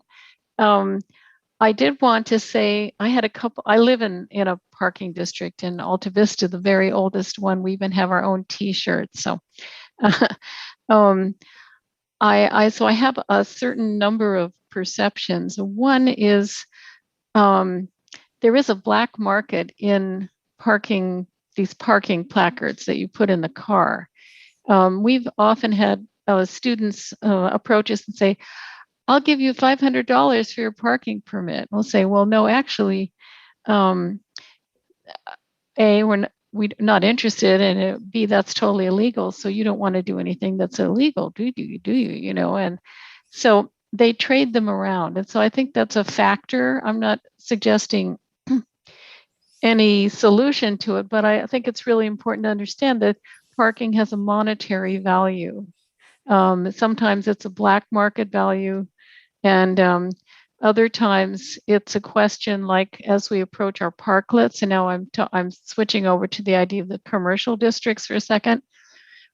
If we're thinking about charging parklets for the loss of the public parking spaces, would we want to have some kind of charge when we are talking about the commercial parking districts? When we're talking about businesses, they're basically for-profit or organizations. And I think that I just hope that when the commercial parking districts are being formed, that is one factor that they take into place, because we don't want to gift of public funds. We don't want to say, okay, we're going to allow like reserved parking for a certain business. And I'm still in the commercial parking district thing. I think we need to also have a factor to take into account, are there surface parking lots in the near vicinity? Sure, people might have to pay something to use those surface parking lots. Another factor would be, are there parking structures nearby? So parking alternatives, that would be a very important set of factors in terms of the commercial parking districts. You know, also we've had a problem in the downtown with employees using the street parking and blocking it off so the customers can't get at it. So that's another factor. You know, are businesses in their wish to accommodate certain customers creating obstacles for other customers? So I'm now going to go back to the residential parking districts and just say that the way that these permits are used, let's just say you have a house with 6 tenants in it, and you have a space for 2 of them to park in the driveway, and then you have 2 parking permits. Well, you've got these other 2 people. So what they do is they switch the parking permits around. Okay, I'll have the parking permit today, you get it tomorrow, like that. And they switch around depending on, oh, I'm going to be out of town, you can have the parking permit. So I want to just urge caution about going to the virtual permit system. The other thing is that in the parking districts, the residential parking districts, if they're students we're talking about, they often will move every semester or every quarter. They sometimes have different cars. It's not a real stable situation where you can depend on a certain car with a certain license plate always being the one that would be eligible for a permit. The other thing that's been brought up in some of the letters that we received, and I did read every single one of those emails, was that at times people will give the permit for, say, if you have a physical therapist coming to your house, or a service person or a nanny, something like that, or if you have an out-of-town guest, and you want to make sure that they don't get a ticket from parking on the street. So people do trade them around, and it seems to work pretty well. So it introduces an element of rigidity, and we're talking about needing more flexibility. And this going to virtual license plates, and like, what if I got a new car, and then, or a different car, or, you know, a different license plate? And this happens all the time. There's all this activity. So I think we should stick with the same system, including the physical permits that people get. I think the system is working very well, and I'd like to just have it stay in place. And now I'm going to talk about issuing the permits directly to the occupants. Again, you could have an occupant who gets a permit and wants to sell it. They'd rather have the money. And I'll leave my car at home and just bicycle, you know. So I think that it's something that could be couched as an exception. In general, it works well that the property owners have control over these permits. If you have a situation where you have an irresponsible landlord, and unfortunately there are those folks out there, in that case, then the tenants could petition. There could be a petition process. They could ask permission, could you please give us the 2 permits directly? And then the parking services could make a decision.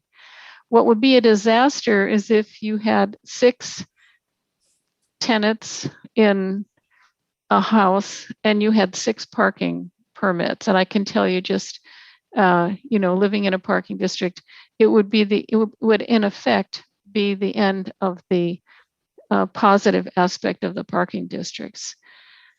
So let me just see if I had anything else. I think that's it. I do think that it's a good idea to have commercial parking districts in areas where there is a problem with unrelated vehicles just taking up a lot of space. So I'm in favor of the concept. I just don't want to see it impact the ability of customers to park or end up being a gift of public funds. I think these businesses would have to be charged more than the residents would be. So thank you very much. That's all I have to say at this point.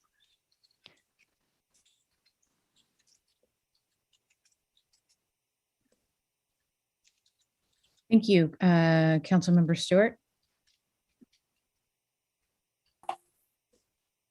Since we're tabling this, I won't go on and on, but I will say that if it's possible, Gavin, you mentioned it was not possible to do real time on the license plates, which surprises me because I thought that's what we had at Cal Poly. But so I just would ask that if you are looking at, or when you are looking at the different vehicle database software, that you see if there is a possibility to do real time, because not just students, but also, I mean, if you're in sales and have a rental car on a regular basis, or many other reasons that, you might need to switch cars on a regular basis, that they should be able to change their license plates pretty often in the software. So just wanted to throw out that.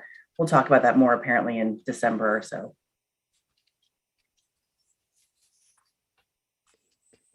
Councilmember Pease.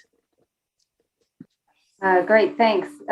So I think I'm hearing consensus that to not adopt the ordinance as proposed.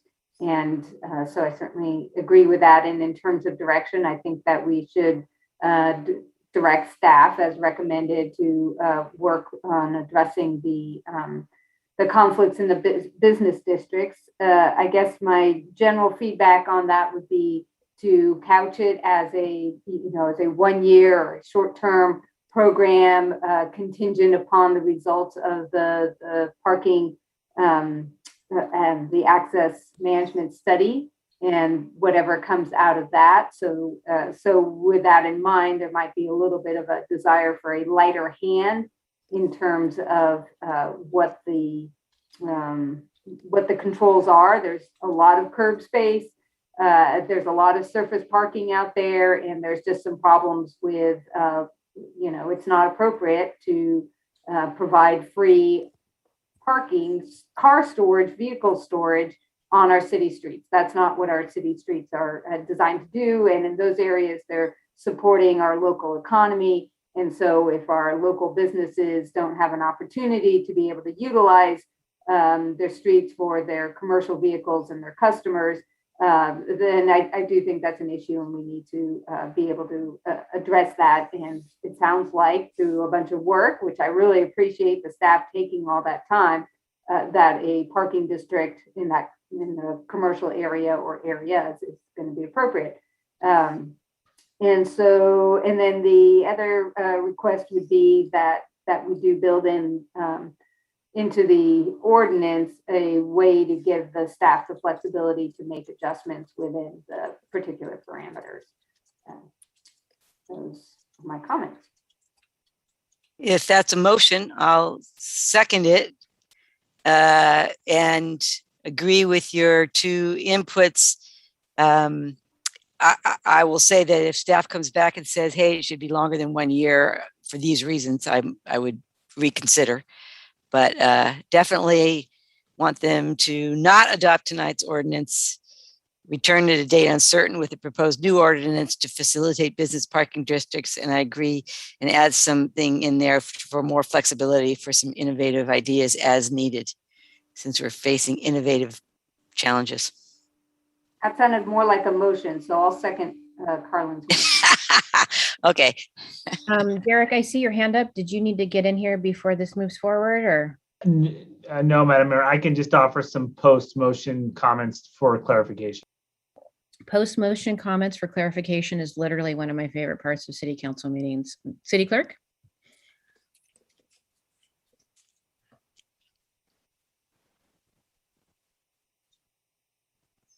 Councilmember Christensen, Yes. Councilmember Pease, Yes. Councilmember Marks, Yes. Vice Mayor Stewart, Yes. Mayor Harmon. Yes, and with that, it passes 5-0. City Manager.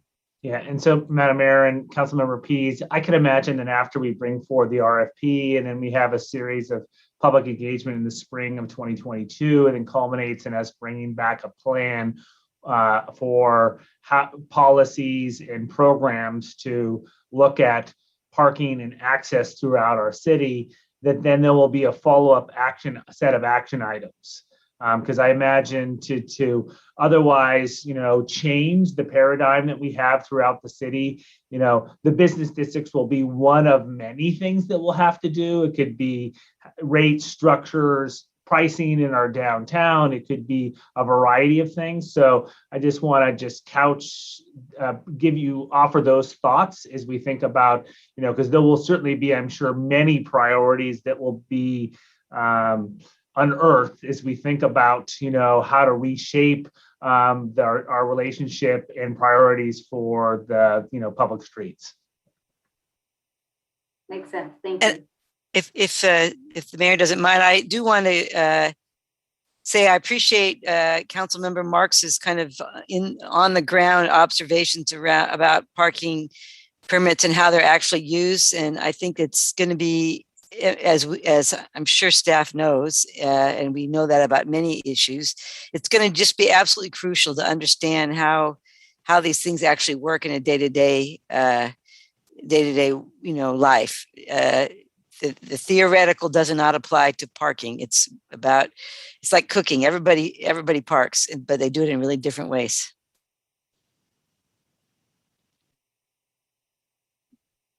All right, well, now I feel really badly about myself because I hardly cook or park.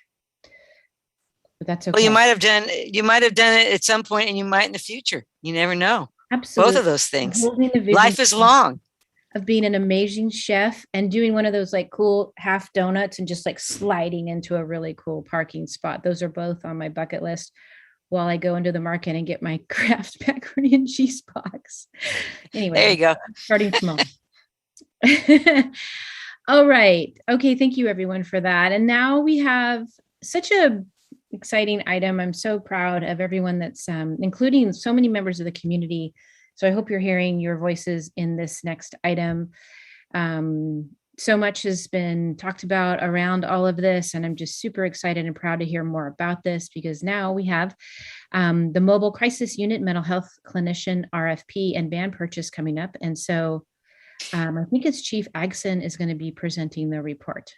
And I unfortunately need to recuse myself because it looks like my employer will be submitting an application for this RFP. So I am officially recusing, and I will stick around for the for the end of the thing, liaison reports and that kind of thing. So somebody could text. We don't ever vote on the RFPs anyway, right? Are we taking a vote on this? No, I just I've been told by Christine and I have discussed this. Okay. I need to recuse, just even for an appearance of a conflict. Gotcha. If somebody can just text me when you're back online, that'd be great. Thanks. Derek, you're in charge of that. Okay, thank you for taking that on. Okay, all right, Chief, take it away. All right. Good evening. I'm going to do a little screen share here.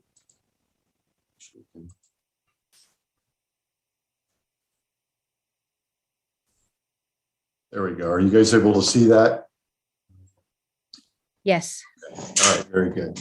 Good evening, Mayor Harmon and Council. Thank you so much for allowing us to give you provide some information on the Mobile Crisis Unit. The agenda this evening, it does have the RFP for the contract mental health clinician, as well as the transport vehicle that we'll be needing to utilize for the program. So just, overall, just a little bit of background about the program. The Mobile Crisis Unit, it really is inspired by a similarly oriented program called Cahoots, which is up in Eugene, Oregon. It's also in the Seattle area. It's being utilized. And we started looking probably about a year and a half ago at what they were doing with their paramedics as well as a mental health clinician. And with that, we were able to provide some information to the city manager, and subsequently through the budget process, this has been adopted in terms of a major city goal to work towards implementing the Mobile Crisis Unit. So really the nexus of it is to really provide intervention services integrated to the city's public safety system. We'll be working in conjunction with SLO PD and the CAT team, along with the new homeless service coordinator, Kelsey. She's been absolutely fantastic to work with and is really a go-getter. San Luis County Mental Health. And then, the response overall is really going to be a broad range of things that we're going to be able to accomplish with it. And there still is really a lot of stuff that we don't know until we implement it. And then ultimately, the service for this is provided at no cost to any of the recipients that will be receiving these services. So our objectives overall is to advance a more effective and proactive approach to combating issues related to homelessness. We're focusing on tailoring the response capacity to address key issues related to mental health, homelessness, addiction, people that are in crisis, and really to be outward facing and response ready for those types of incidents when they occur. We'll work closely with SLO PD's CAT team, so just collaborating really to ensure that we're coordinating what we're doing with the resources in terms of referrals and communication, which is really important. Another one of the key objectives is really to reduce our hospital emergency room visits and really redirect those individuals to the most appropriate care of those supportive services that are in our community. What we do often is when we have somebody in crisis, it's depressed, suicidal, or where they have some type of drug or alcohol issue. Our only outlet right now as paramedics is to really take them to the emergency room. And so, there at the emergency room, they may not be getting the definitive care that they need and the support that they need. So this is definitely a different opportunity for us to do something that will be a lot more positive for our community. And then lastly, one of our objectives is to do more training citywide to all of our staff members in dealing with homeless individuals and in our interactions with those individuals that may be in crisis. So there's kind of two parts to the Mobile Crisis Unit. One of it is that outward facing response, and then the outreach that will be occurring. Currently, the CAT teams, the two, we have one, and we'll be bringing on a second CAT team through the police department. Those are primarily positioned for, doing outreach and getting to those locations where people have encampments and face to face with those individuals that are homeless. It could be in the riparian areas or the creeks, et cetera.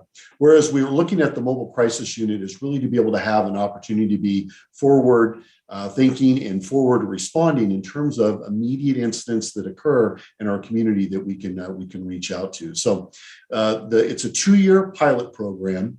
It's really designed to assist the community with problems related to individuals with depression, mental illness, substance abuse, poverty, and homelessness. It's the program have the ability to provide non-emergency medical aid and have the ability to recognize more high acuity or urgent type emergencies in the field and request the appropriate resources.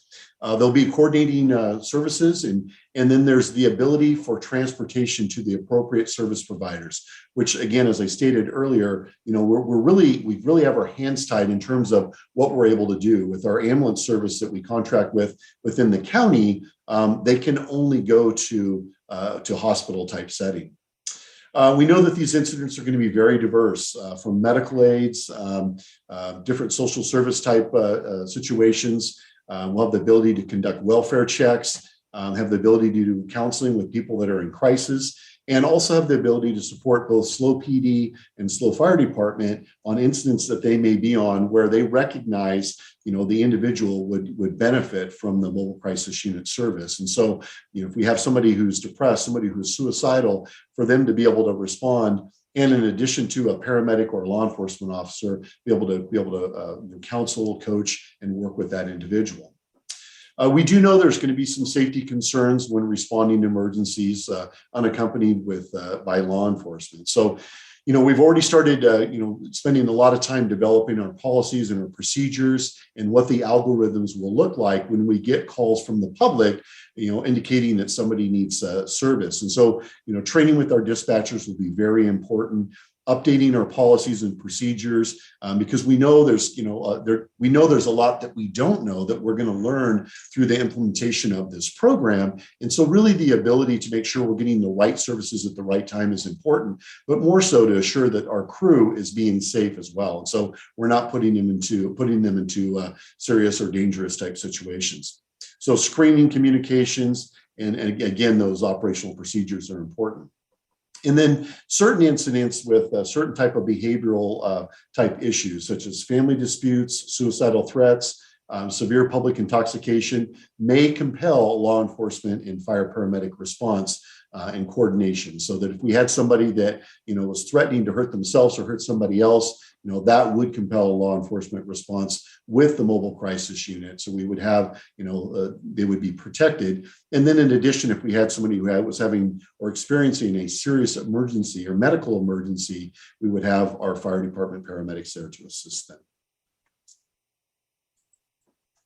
So staffing, staffing and operations of the mobile crisis unit, we looked at some different variables from other communities in the state. And, one thing I would share with you is that there's about a dozen agencies statewide that either have implemented or in the process of implementing a mobile crisis unit. So we're really on the leading edge of, having this implemented. And I think, by far, we're probably one of the smaller agencies or smaller cities to be implementing a mobile crisis unit. So we've been able to really learn a lot about it and what works and what some of the challenges might be. But, currently we're going to be having a certified emergency medical technician, so what we call an EMT. And then, this evening we're asking for, for the authorization to do an RFP for a mental health crisis worker. And that individual would be that third party that would be able to have the higher level of training and the ability to recognize, if somebody has, somebody's in crisis and what type of services would best benefit them and be able to assist them.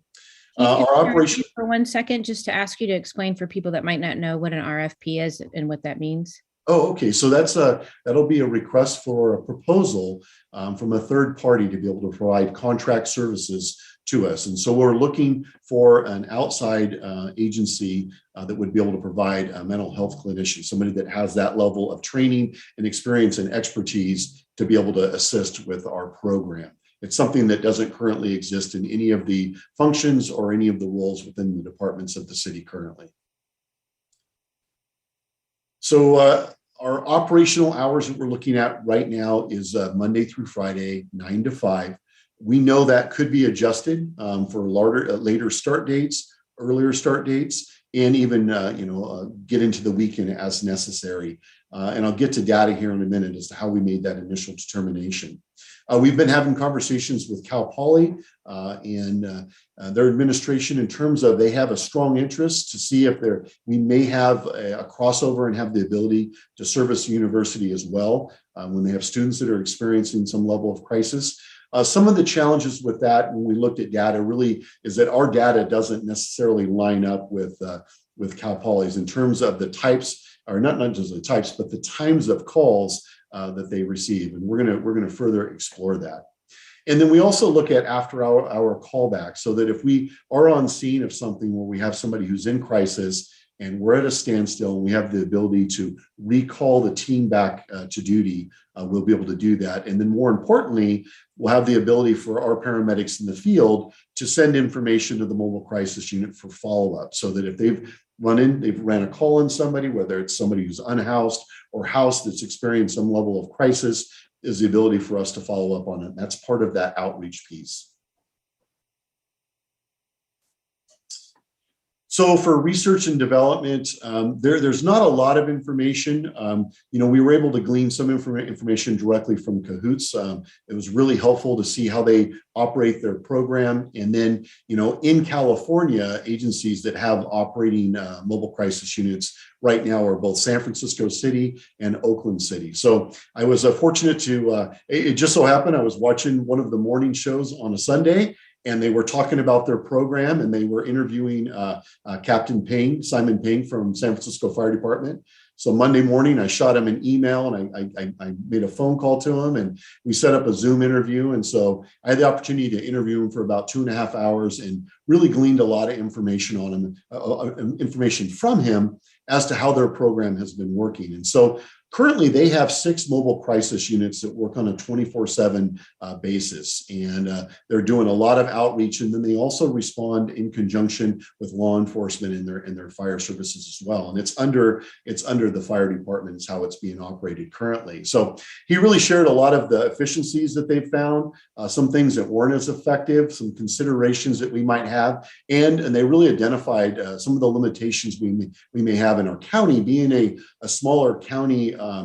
Population-wise, in terms of some of the services, they really have a 24-hour service for a lot of their drug and alcohol and counseling available to them in the city there. And so, we've been looking at the different opportunities. Kelsey, again, has really just been knocking out of the park and gathering that information and really sharing what we may be able to do. So very, very helpful. We've also reached out to Oakland City Fire Department as well, because we know they have a really good dispatch procedure and the ability to identify and delineate what types of incidents are a mobile crisis unit only, which ones would require mobile crisis and law enforcement, which ones are mobile crisis and paramedic. And so, from that, Chief Scott, Kelsey, and myself got together last week. We ran through a series of different types of calls for service, actual calls that our dispatch center has received, and tried to make the determination in a series of questions what needed to be asked by the dispatcher to be able to get the appropriate resources to that incident as required. And so determining if it was something that was a low acuity, a low threat, where we would be able to send a mobile crisis unit, or maybe something that was a little bit more serious that may compel law enforcement and staging of both fire and the mobile crisis unit. So pretty interesting and pretty exciting that we're really moving in the right direction with this.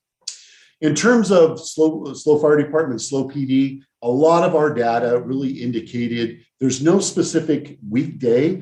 It's pretty much every day, and it really is from about 7 in the morning till 7 at night, where we're running a wide variety of homeless and crisis type calls. And so, and trying to determine what would be the best fit working within that 40-hour model, we just decided we would start with that Monday through Friday. And then as we gathered more information and more data, we can make those adjustments that would be more appropriate to be able to serve a wider group of individuals. I haven't spoke with Chief Scott in terms of the CAT team, if they will be, Monday through Sunday, if they're going to overlap or what their current schedule is. But, that's something that we can discuss as well to try to have somebody available.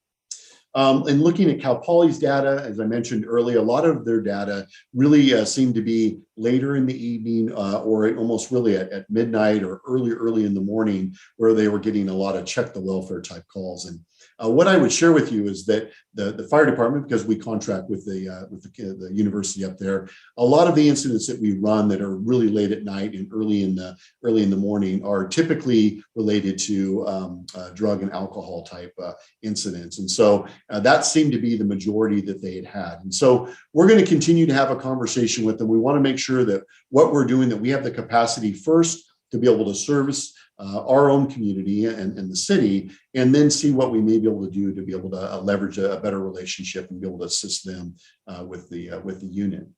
Also, we had to reach out to San Luis Ambulance Services. They have the contract in our community to provide 911 emergency service transport. So although we provide a paramedic service, they also are paramedics, but they have the authority and the ability to transport patients.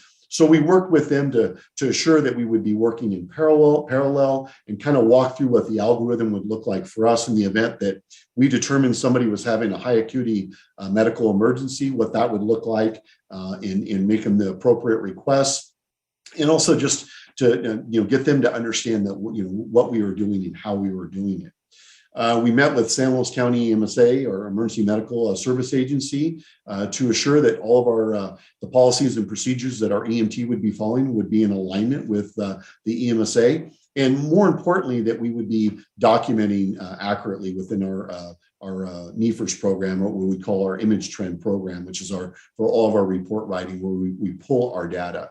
And also the ability when we have people that decline services to be able to delineate and note that. And then I noted on here just a TEMA mental health first aid class. And so I signed up for it a couple of weeks ago. I did all the pre-work and took the class about a week and a half ago. And it was an excellent course. I mentioned to Councilmember Christensen earlier today how much I gained and learned out of it. It was really valuable to the point that we've already reached back out to them, and we're looking to implement it with all of our suppression staff. And so provide that level of training to them. It was an excellent program. So success in data tracking, we'll be documenting all of our contacts made. And one of the reasons for that is when we get somebody that we've been making contact with is to see, how many contacts that it takes before we're able to get somebody to receive services. We know one of the biggest challenges of this program is that people, a lot of times, those individuals may not want service from us. They may tell us no. And so for the ability of us to continue to make contact with them, what does that look like in order for us to gain the trust and respect with them, to be able to get them to accept service, and to be able to get into home, get into counseling, be able to get the drug and alcohol services and the counseling that they need? What does that look like? And so, we have a pretty wide range we're going to start with. We will be looking to the mental health clinician to be able to provide us some insight of, what would be the most definitive data and tracking that would be relevant.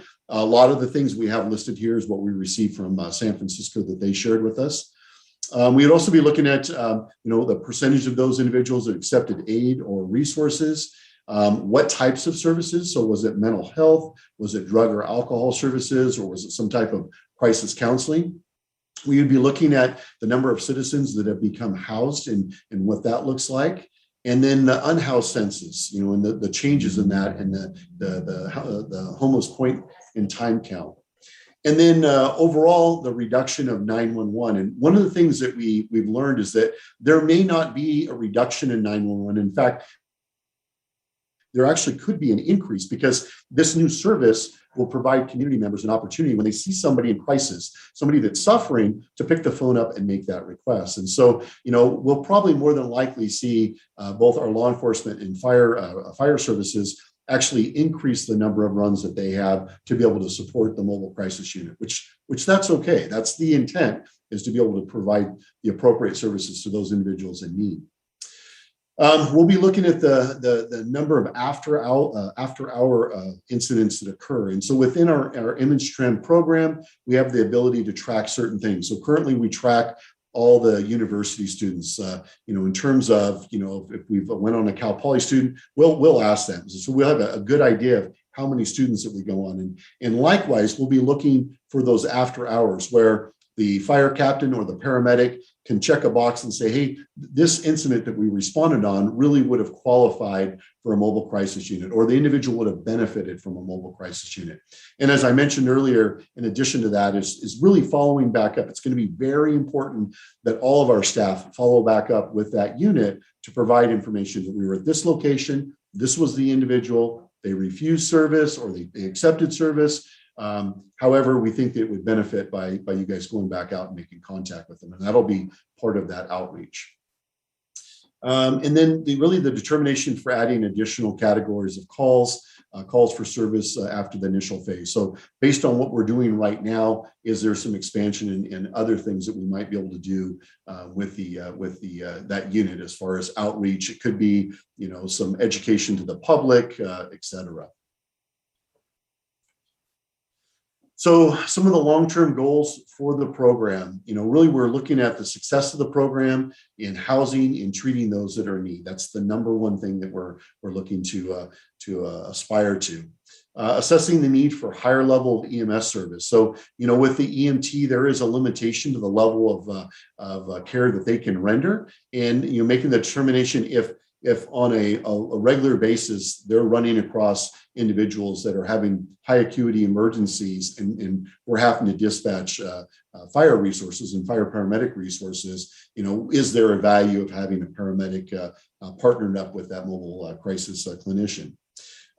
Crisis suicide intervention and prevention training. And so more training that we can do not only with our own staff, but staff throughout the entire city, and what we can do to further improve the abilities of the members that are on that unit.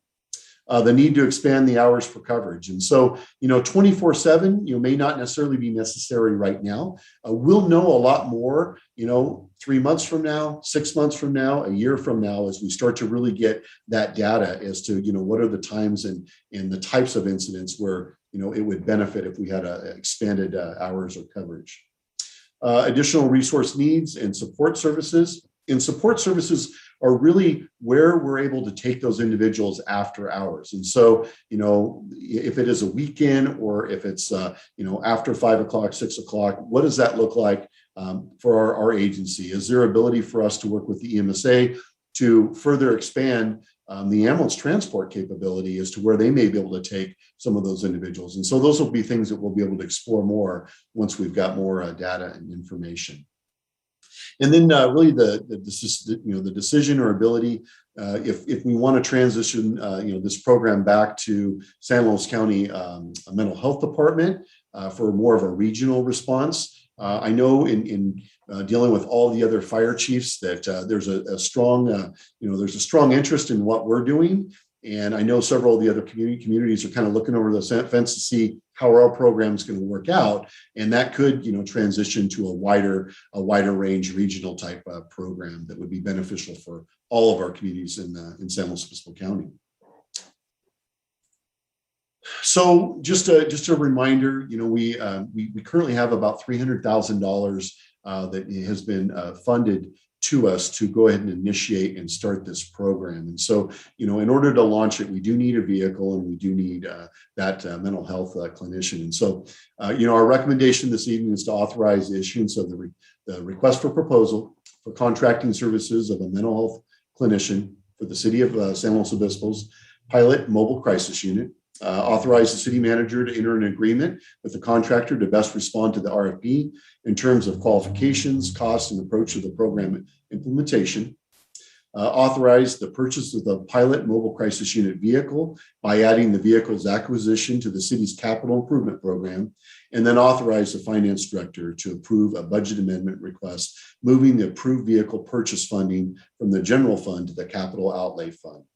So in the process of developing all of the logistical support that we would need for this program, we kind of realized after the fact that the vehicle really needed to be needed a different placeholder, and we really needed to identify earlier on that we would need that RFP for that clinician. So with that, I'm going to turn it back over to council for any questions we might be able to answer this evening. Thank you so much, Chief. Thank you for that. Like I said, this is so exciting. I'm really glad to see this come forward. I have a question about long-term funding. I know that the county, my understanding is that the county did get funding that's very specific to this exact type of program. If I'm remembering that correctly, that's kind of new-ish in the last month. That's not what we're talking about tonight specifically, but it seems like that would be a good long-term potential funding mechanism. And I just wanted to see your thoughts where we're at with that conversation, if that's something that we're thinking of. Yeah, and great question. And I failed to add that to part of our discussion. So we did have some initial discussions with TEMA as well as San Luis County Mental Health Services as to what this might look like. And then more importantly, if there was whether grant funding or funding from the council that would be able to support this program before we were pulling it out of general fund.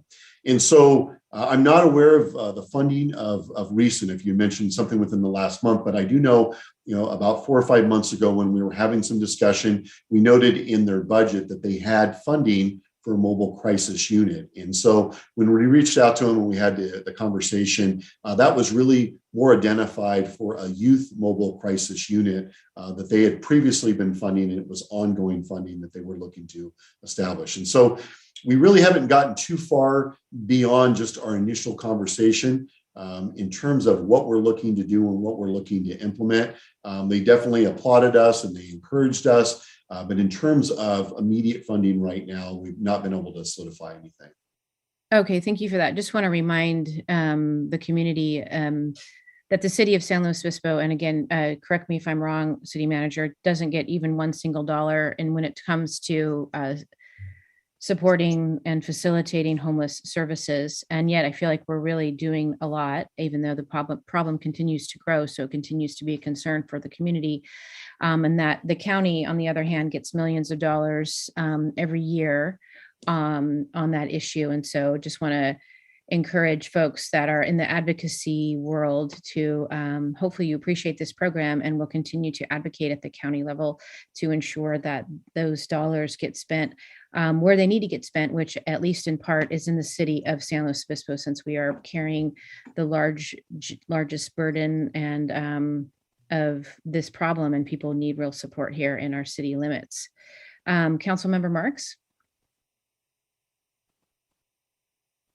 Thank you. Yeah, so it's a 2-year pilot program, you said, and my question is, like, if we're acquiring the pilot mobile crisis unit vehicle for a 2-year program, is this something you anticipate the city owning or leasing, or are you anticipating that the program would be extended beyond the 2 years? Because it seems like a very expensive, I mean, I know you need it to do the program, but it seems like a real, really expensive item if it's just for 2 years. Yeah, so good question. We did have that conversation of what that might look like. And so we've been looking at the different variables of what would be the best fit. So currently our agent, or the IT department, or our city, utilizes these Ford. They're kind of a minivan unit, and so that's really what we're looking for. They're anywhere from about $26,000 to $29,000. What we've realized is that there are some challenges right now with getting new vehicles, and so we've actually been looking in the used car market to try to find something that's got a little less than 20,000 miles on it, that's within just the last couple of years in age, that we would be able to buy right now, because to our knowledge from at least the Ford dealerships is we would be looking till out, January, February. And so with that said, we did budget right around $30,000 for the vehicle. Amortized, it's about $15,000 a year. And we believe at the end of a 2-year trial period, if we were to give this program or transfer the program back to the county, that vehicle could be repurposed to another department and would have, viable use. And because it is something that we're currently using right now. Good, thank you. Well, I think it's a fantastic program, and I just wanted to run a situation by you that I experienced and ask you how this would be handled with your new program, with this mental health program. So I was walking along, and there was a man lying down on the sidewalk, just flat on the sidewalk. And I said, "Hi, are you okay?" And got no response. So I phoned 911, and they asked me, dispatch asked me, "Is he alive or dead?" I said, "Well, I don't know." And they said, "Well, go over and shake his shoulder and see if he's alive or dead." And I said, "Well, no, I'm sorry. I don't want to touch the guy." I tried to talk to him. He was not responsive. I don't know if he's alive or dead. I can't really, he's got all this clothes on. I can't see whether he's breathing or not. So I was really upset. And I said, look, I'm phoning you guys. And then the dispatch said, well, if it's a live person, we have one set of responses. If it's a dead person, we have another set of responses. And I said, well, that's kind of your procedural problem. That's not my problem. My problem is right now, this guy could be in real trouble. He needs help right now. And so I said, I'm going to just terminate this conversation. I ended up feeling amazed. This was probably about a year ago, that they wanted to have the person who was finding somebody on the sidewalk make that determination. And so now with this new unit, how would 911, do you have any idea how 911 would handle that? So, so a lot of variables to that. First off, we're going to be advertising both our non-emergency number, or if they feel somebody is in, has a life-threatening emergency, the ability to utilize 911. And so if, let's say you were to utilize the non-emergency number and you were to give that dispatcher a call once we've got the program up and running, some of the questions would be, does a person look like they have a weapon? Do they look like they're going to be violent? Does it look like they're going to, they have anything that could harm our individuals? So one or two questions. Whether they're breathing or not is kind of a tough one. So somebody is down in a prone position, so laying on their stomach, and we're not able to tell, then what would happen is they would send fire. So it would be dispatched as an EMS call. However, when we're dispatched to EMS calls for homeless individuals, transient individuals that look like potentially they could be in crisis, the mobile crisis unit would also be dispatched as well, code 2 to that location to be able to assist the paramedics. If the person was breathing and they simply were just laying on the ground and you could determine, well, it looks like they're breathing, they're not responding to me, then that would be an outreach call. That would be the mobile crisis unit only. If they were to arrive and then determine the person was having any type of higher level emergency, medical emergency, then they could make that request for additional resources to respond. So there really is a lot of variables. We had Christine Steep from dispatch provide about a dozen different variable type incidents, real incidents, where we kind of went through and said, well, hey, would this be a mobile crisis unit? Would this be law enforcement? And some of them are pretty cut and dry, very clear, but others are not. And so providing our dispatchers a handful of 3 to 5 questions to ask will help delineate the best resource to send to that individual that could be in need. The other factor that we also want to make sure is that we don't want to slow up getting emergency resources to that person, that's experiencing a medical issue. And so, as a lot of times we'll talk about our response times to calls and how rapidly we can get. And, we have a 4-minute response time with a goal of 90% of the time. Of our total response time, so what we call TRT, part of that is that dispatch reflex time and how quickly they can decipher the information and then push that back out to the appropriate resources to respond. So we're trying to not give them too many questions to ask, but on occasion, based on if it's a low acuity, the person's not moving, they may ask the caller more information to make sure that they're sending the most appropriate resource. Good. Okay. Well, thank you. Let's see. When does it start? That's my other question. And then that's my last question. When is it going to start?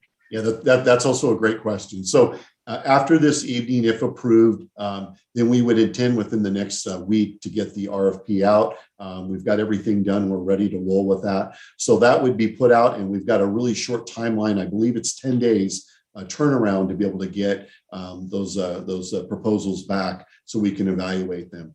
Once that occurs, we also, in conjunction, will be looking to purchase a vehicle, and we're working on our policies right now that we're going to have to get to Christine so we can get those vetted out as well. We think, once we bring them in, we're probably going to have about a week of training. So just getting them into the organization, getting them familiar with our report writing, et cetera. And we also need to hire that EMT. And so, we're getting close. We're getting ready to start hiring firefighters. And so we're going to be running that immediately after our firefighter hiring as well, our recruitment. And so we're hoping we're going to be able to get a really strong EMT and get a really good clinician for the program. Our hopes would be mid-October that we would have the program up and running. And again, it's been a lot in a very short period of time, trying to learn and trying to determine what's going to be best for this program and getting it implemented. There's still a lot of gaps of information that we're kind of discovering as we go. Thank you. That's good news. If it's October, it'd be fantastic. Thank you. Thank you, Vice Mayor Stewart. Thank you. And thank you for this thorough report. I'm really excited about MCU, and I know you've been working hard along with the rest of the staff. I didn't see Denver on the list when you were going through all the different people you had connected with kind of for best practices. Did you end up talking to Denver at all? You know what, Councilmember Stewart, we really just reached out to agencies in California because we know at the state level, the state LEMSA has got some really specific requirements on what they allow and what they don't allow. And so in speaking with Captain Ping and him providing the initial information of what the steps and the hurdles they had to get through, we were able to learn a lot of information. And then also looking at some new assembly bills in relationship to paramedicine. So nationwide, there is a lot of different types of programs that are out there. And so one of the things that I did is I'm a member of iChiefs, which is an International Association of Fire Chiefs, and they have a really good forum board. And so on the forum board, I had actually put in just a request of anybody that had information or protocols or procedures or experiences they could share with us. And so we're able to glean a lot of information from a variety of agencies nationwide and be able to kind of pick and choose what things work for us. But, I appreciate you bringing that up. I wasn't aware of the Denver program, but it's certainly something we can look into. And I know they have a lot of really good practices in Colorado. So we might be able to get some good information from this as well. Awesome. Thank you.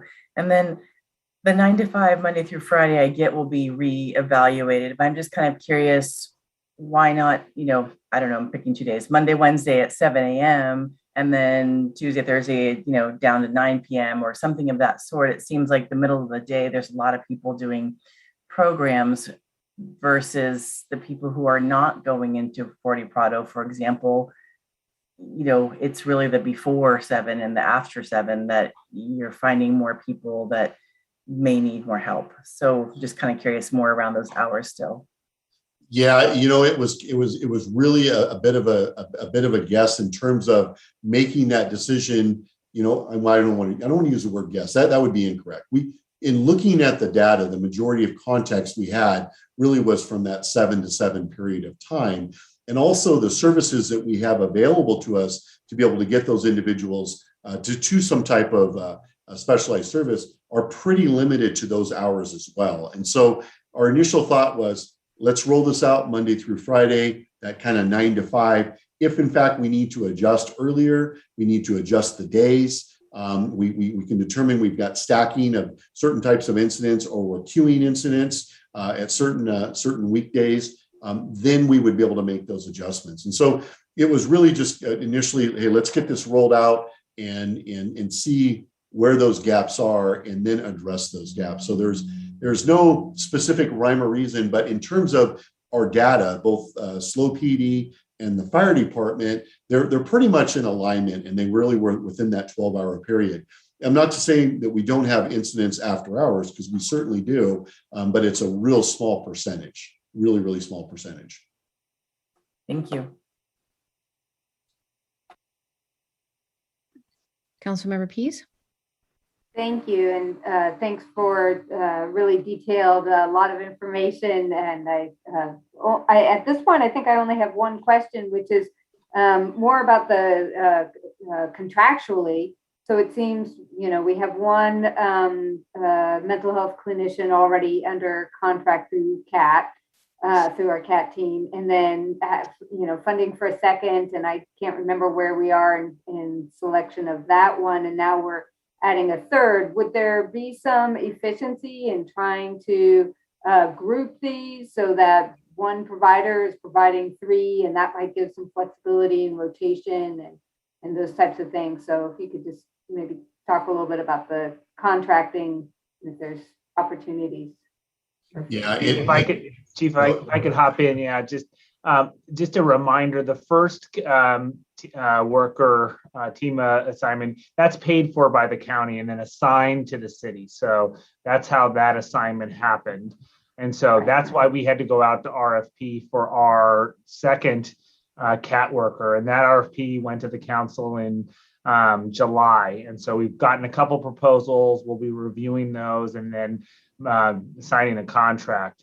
And we would hope that, I think your question implies kind of some efficiencies and coordination. And that's certainly something that that will be part of the evaluation process, because obviously we want this to be somewhat seamless and coordinated across the different social workers that are working with our public safety partners. Yeah, I don't think I could say it any better.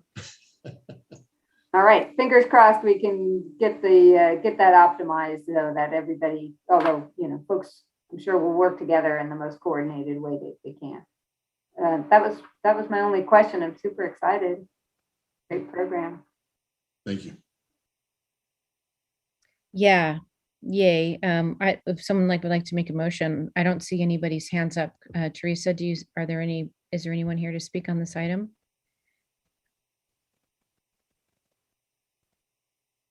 Oh, I see Tim Jouet just raised his hand.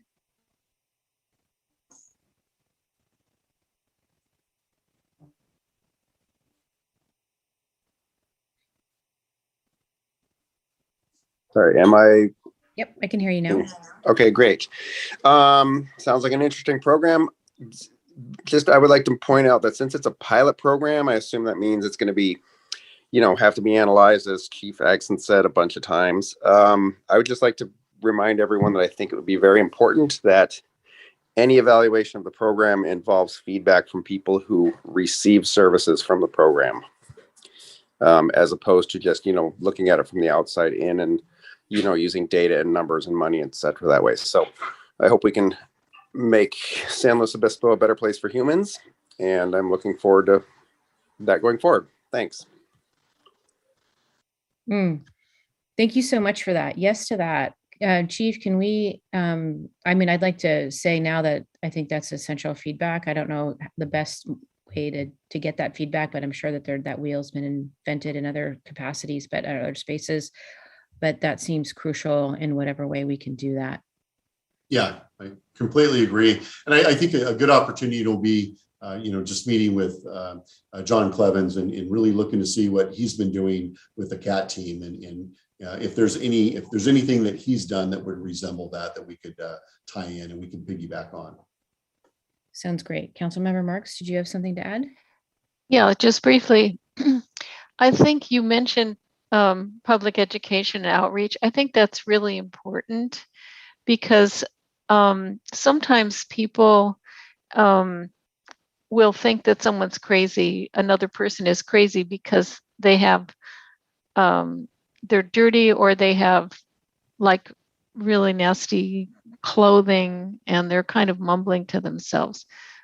But, whether, in other words, the perception that someone is in crisis is something that I think people, if you're expecting that the public will be calling either the non-emergency or the 911 to report, that someone is having a mental crisis, I think it's really important to make sure that we have that education out there so we don't have people just calling in because they think someone looks like different or something. But, so how do we know, like my example with the guy, he could have just been tired. I mean, he could have just been sleeping on the sidewalk, and it's not illegal to do that, but I thought he was having a mental crisis or a physical crisis or something, but I don't, what I'm saying? So I hope that information can get out there in a way that really helps residents have some discernment when they call in. Yeah, and really to point out is that is part of that outreach in that we know the unit won't be running calls, 24/7 or 40 hours a week. call. And so during those, phases, those down period would be coordinating with the CAT team, coordinating with homeless service coordinator on those areas that we need to be in really doing that outreach. And so, I think I would argue that if you see an individual that looks like they're in crisis and they meet maybe that criteria you just mentioned, is that's who we want to contact. We do at least want to say hello. We want to ask them how they're doing. We want to determine if they need any services, if they need anything, and if they don't, then they don't. And so I think there's the perception and of what the program is able to do and what we're trying to achieve. It isn't fully vetted out, but I think a big part of that really is that outreach, and it's incumbent on us that we best utilize that program as much as we can and to make as many contacts as we can. And so as we see individuals, or the public sees an individual and they call that in, that we're very responsive to it. We will be doing a level of social media and public interaction and communication as to the appropriate numbers to call and in what services that are going to be provided. That's something that we'll be working on with Whitney, who was on earlier this evening. That we'll be able to do a lot of good for us. So I just leave it at that. Thank you so much for that, Chief. And that actually brought up a question that I've been having myself of what is the preferred, most helpful, least harmful term when we're talking about what I'm going to say is folks living with mental health challenges. I see that someone from TEMA is here tonight. I don't know if they feel comfortable hopping on and answering that, or Chief, if you've had those conversations or anyone feels clear about what terms are most useful and least harmful to use when we're talking about folks that are living with mental health issues. Yeah, I mean, I think it's just really that that the term that you just used would be my experience thus far, as somebody that that appears to be in crisis, somebody that's experiencing some level of crisis, which is a really big. I know it's a really big net in saying that, but in terms of being able to delineate what level of service they need, that's really that's really that field contact, that street contact, and trying to determine what they need. But if there's somebody on who has a more appropriate definition, I'm all ears. Yeah, I guess I just usually try and say people living with mental health challenges or something like that. But I know that there's an evolving landscape around language around a lot of issues, and often there's some newer, more useful terms that would be good to know. So yeah, open to hearing that if anybody has any of that. We didn't have a motion yet, did we? No. Would someone like to make a motion then? Are we all set to go here? Councilmember? I'd like to move the staff recommendation. Okay, thank you. I'll second. Okay. City Clerk?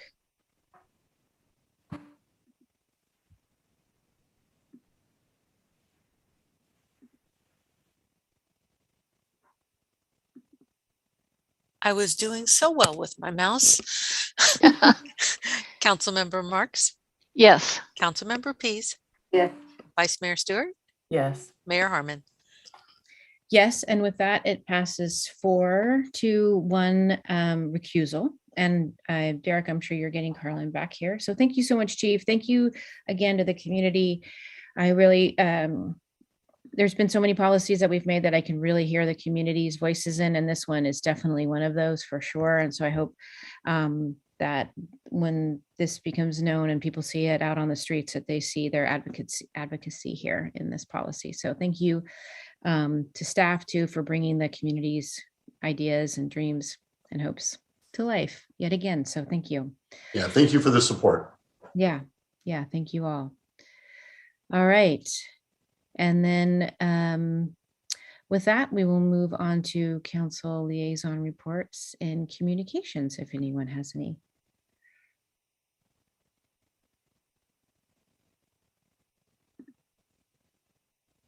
Councilmember Marks?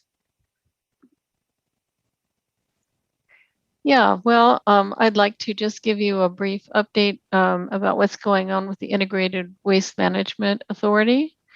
Are you sure it's going to be brief? Because it seems like an epic tale. Well, I'm going to try to be succinct and to the point. And I will start off by saying there's a whole lot going on kind of behind the scenes, because it's really up to the county right now to decide to draft and pass a resolution withdrawing from the Integrated Waste Management Authority.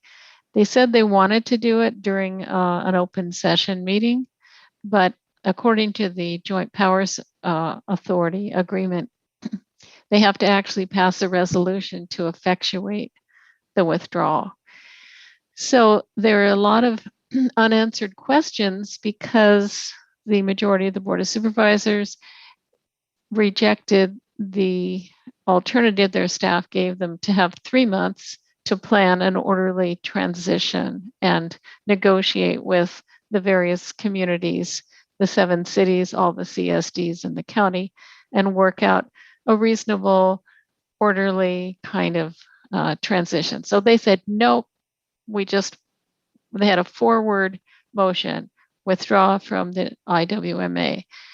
So this has raised a whole lot of questions, and what is going on that is somewhat invisible, but I did want to report on it, is that all of the cities and all of the jurisdictions, and our city is actively working with our city manager and Aaron Floyd and Jordan Lane, as well as a whole lot of other people, to because I'm also the vice president of the IWMA right now, so I'm on the executive committee, to try to do as much preparation as we can so that when we are able to move forward, we know what to do. And so the next really concrete step is to hire an interim executive director, and we're putting the word out to find that person. And Andy Pease attended the mayor's meeting on behalf of the city. I was there as a resource, an IWMA resource. And I think perhaps Councilmember Pease would want to also comment on that. We have a lot of support throughout the county for the remaining jurisdictions to stick together and carry on with recycling and waste management. So would you mind saying a few words, Councilmember Pease? Sure.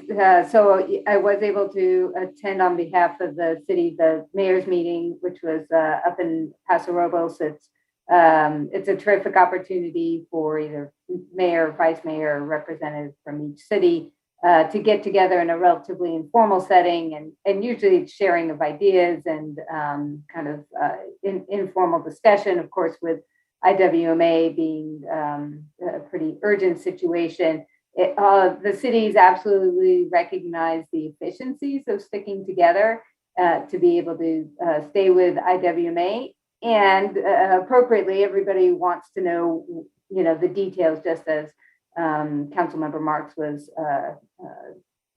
opening up that, all the layers that need to be unpacked.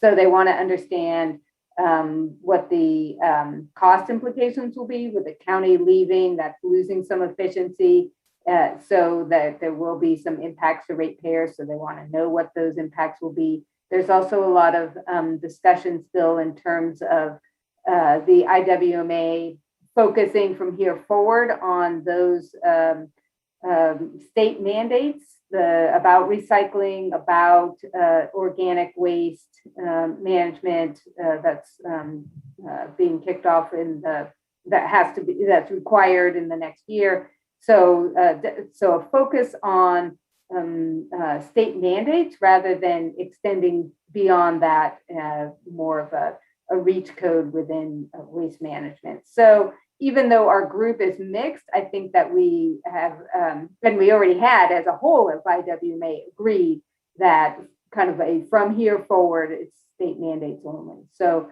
a little bit of an open end, and I am just so grateful and impressed with the Councilmember Marks' leadership in this arena to be able to talk with all of our colleagues throughout the county, and then just manage the logistics and thank you to, as you say, to the rest of staff and City Manager Johnson in particular. Thank you. Yeah, I'd just like to say that the IWMA has functioned really very well for 25 years in terms of its main function, which is waste management, recycling, and educating the public. And so serving the environment and also meeting with the state mandates. To my knowledge, I haven't checked with the state, but our local staff has said the IWMA has never gotten fined. They've never gotten reprimanded by the state department. It's called CalRecycle. That's the state waste management department.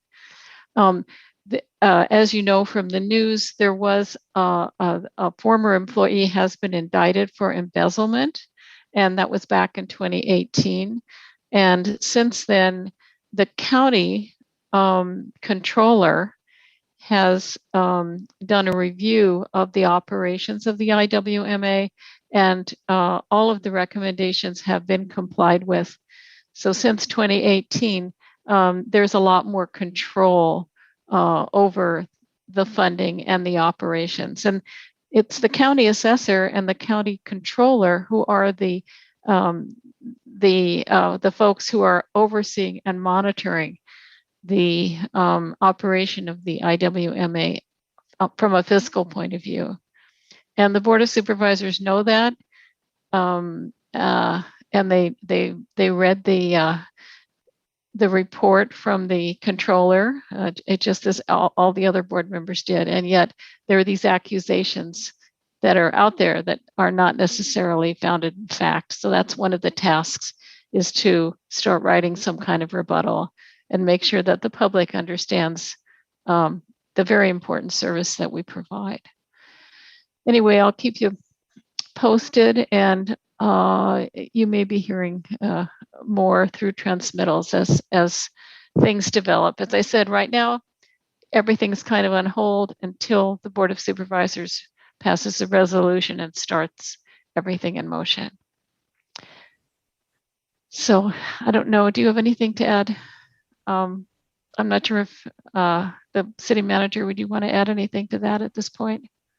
Thank you, Madam Mayor, and Councilmember Marks and Pease, and who've done a tremendous amount of work. I think that we're trying to support this important organization. I think that, as Councilmember Marks pointed out, there's a lot of work, and with an acting executive director and some shortage of staff, our staff has risen to the occasion to help out with this organization.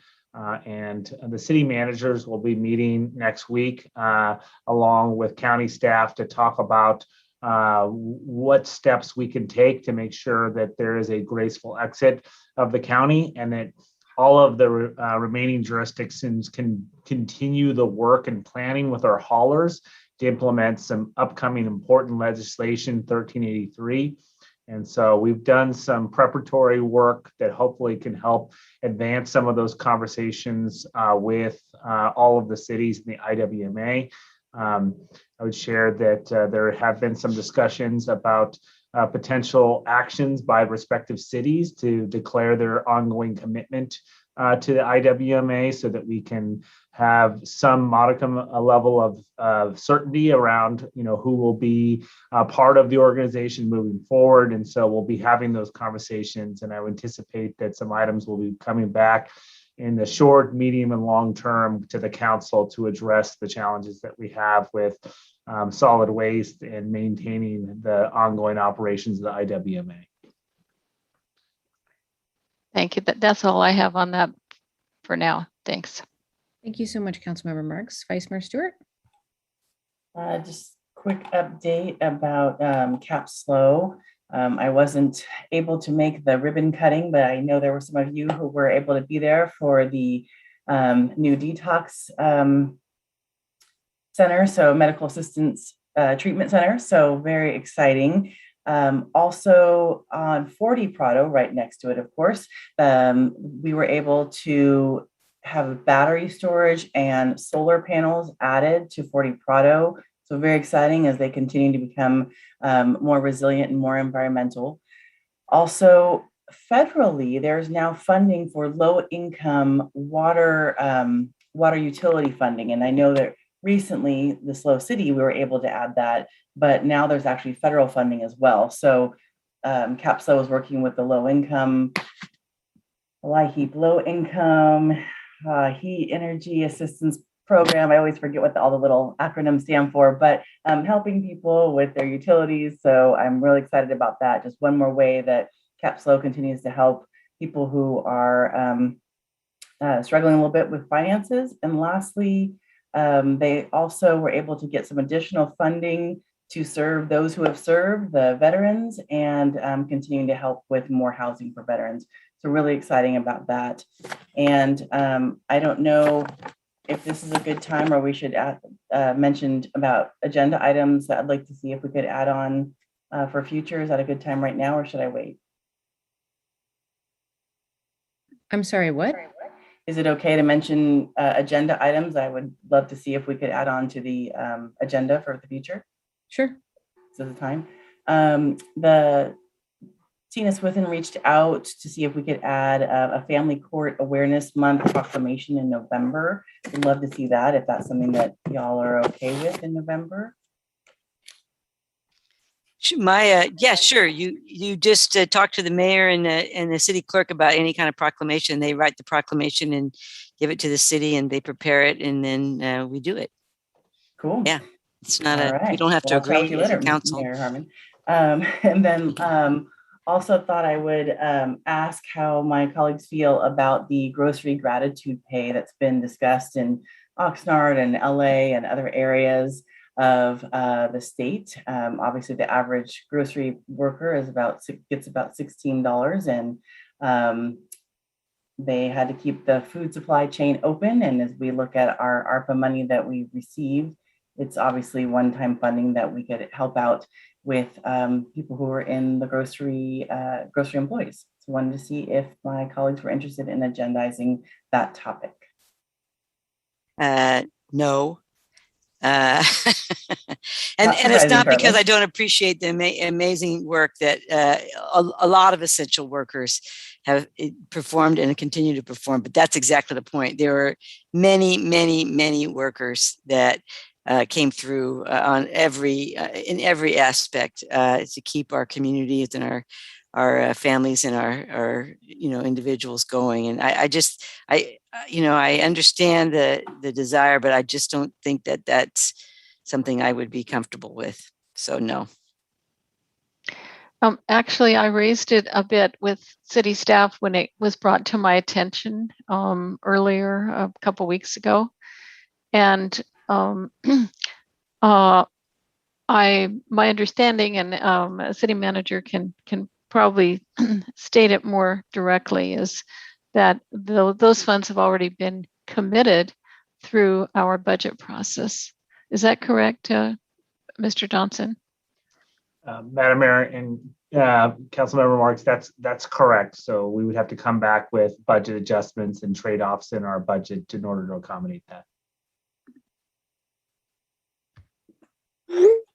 All right, thank you for chatting about it.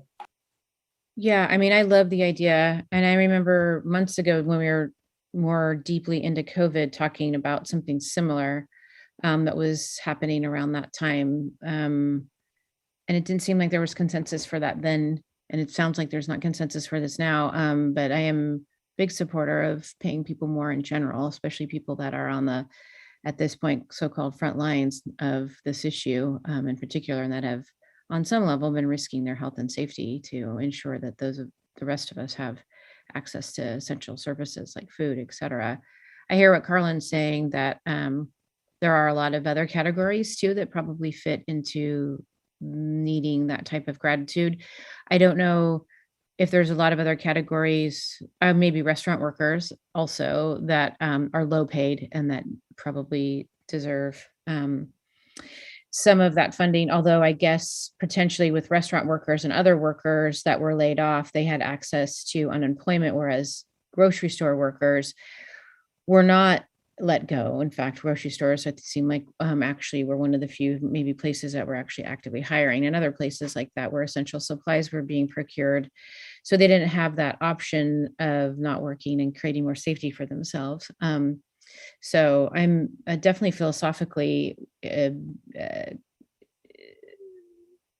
interested in that. I also hear what Councilmember Marks and the city manager are saying, that it seemed, and because I know when I was talking to the unions that it was ending up to be actually very. Madam Mayor, I Oh, do need sorry. to caution the council about not getting Sorry. into a debate of the merits. Oh, The we only forget that. permissible discussion is whether or not Thank to you. agendize. Thank you so much. I wish you popped in all the time when I was like stepping into territory that I didn't need to be stepping into in the rest of my life. Like, Heidi, why don't you just go ahead and stop talking right now? Great. The end. Okay. Councilmember Pease, did you have anything you wanted to add to that, or? No, just that I was in alignment with Councilmember Christensen's remark. Great idea, but don't want to agendize it due to the complexities. Okay. Thank you. All right. Okay. Anything else from anyone else? All right. Then with that, we will adjourn, and our next council meeting is scheduled for September 7th, 2021 at 6 p.m. via teleconferencing. Derek, we will definitely be teleconferencing next time, it sounds like. Yeah, Madam Mayor. 5 and p.m. What? 5 p.m. I'm sorry. We changed it recently. Yeah. Oh, okay. 5 p.m. Thank you. Madam Mayor, that is the plan to continue the virtual format, and absent any sort of different models that the council wants us to explore. I know that many of us, including your staff, are very fatigued from the virtual and want to engage in person. So be very interested in having conversations with you about hybrid models where the council meets in person and the public attends virtually. That is something that if the council's interested, we can accommodate. It is a model that many other jurisdictions are pursuing.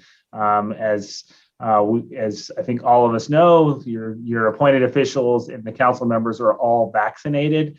And so there is some rationale for taking that approach, but I'll look to you individually for guidance, and we'll notice the next meeting accordingly. Okay, wonderful. Otherwise, we're here virtually. All right. Thank you, everyone. See you next time. Have a great evening. Thank you. Good night. Thanks. Good night.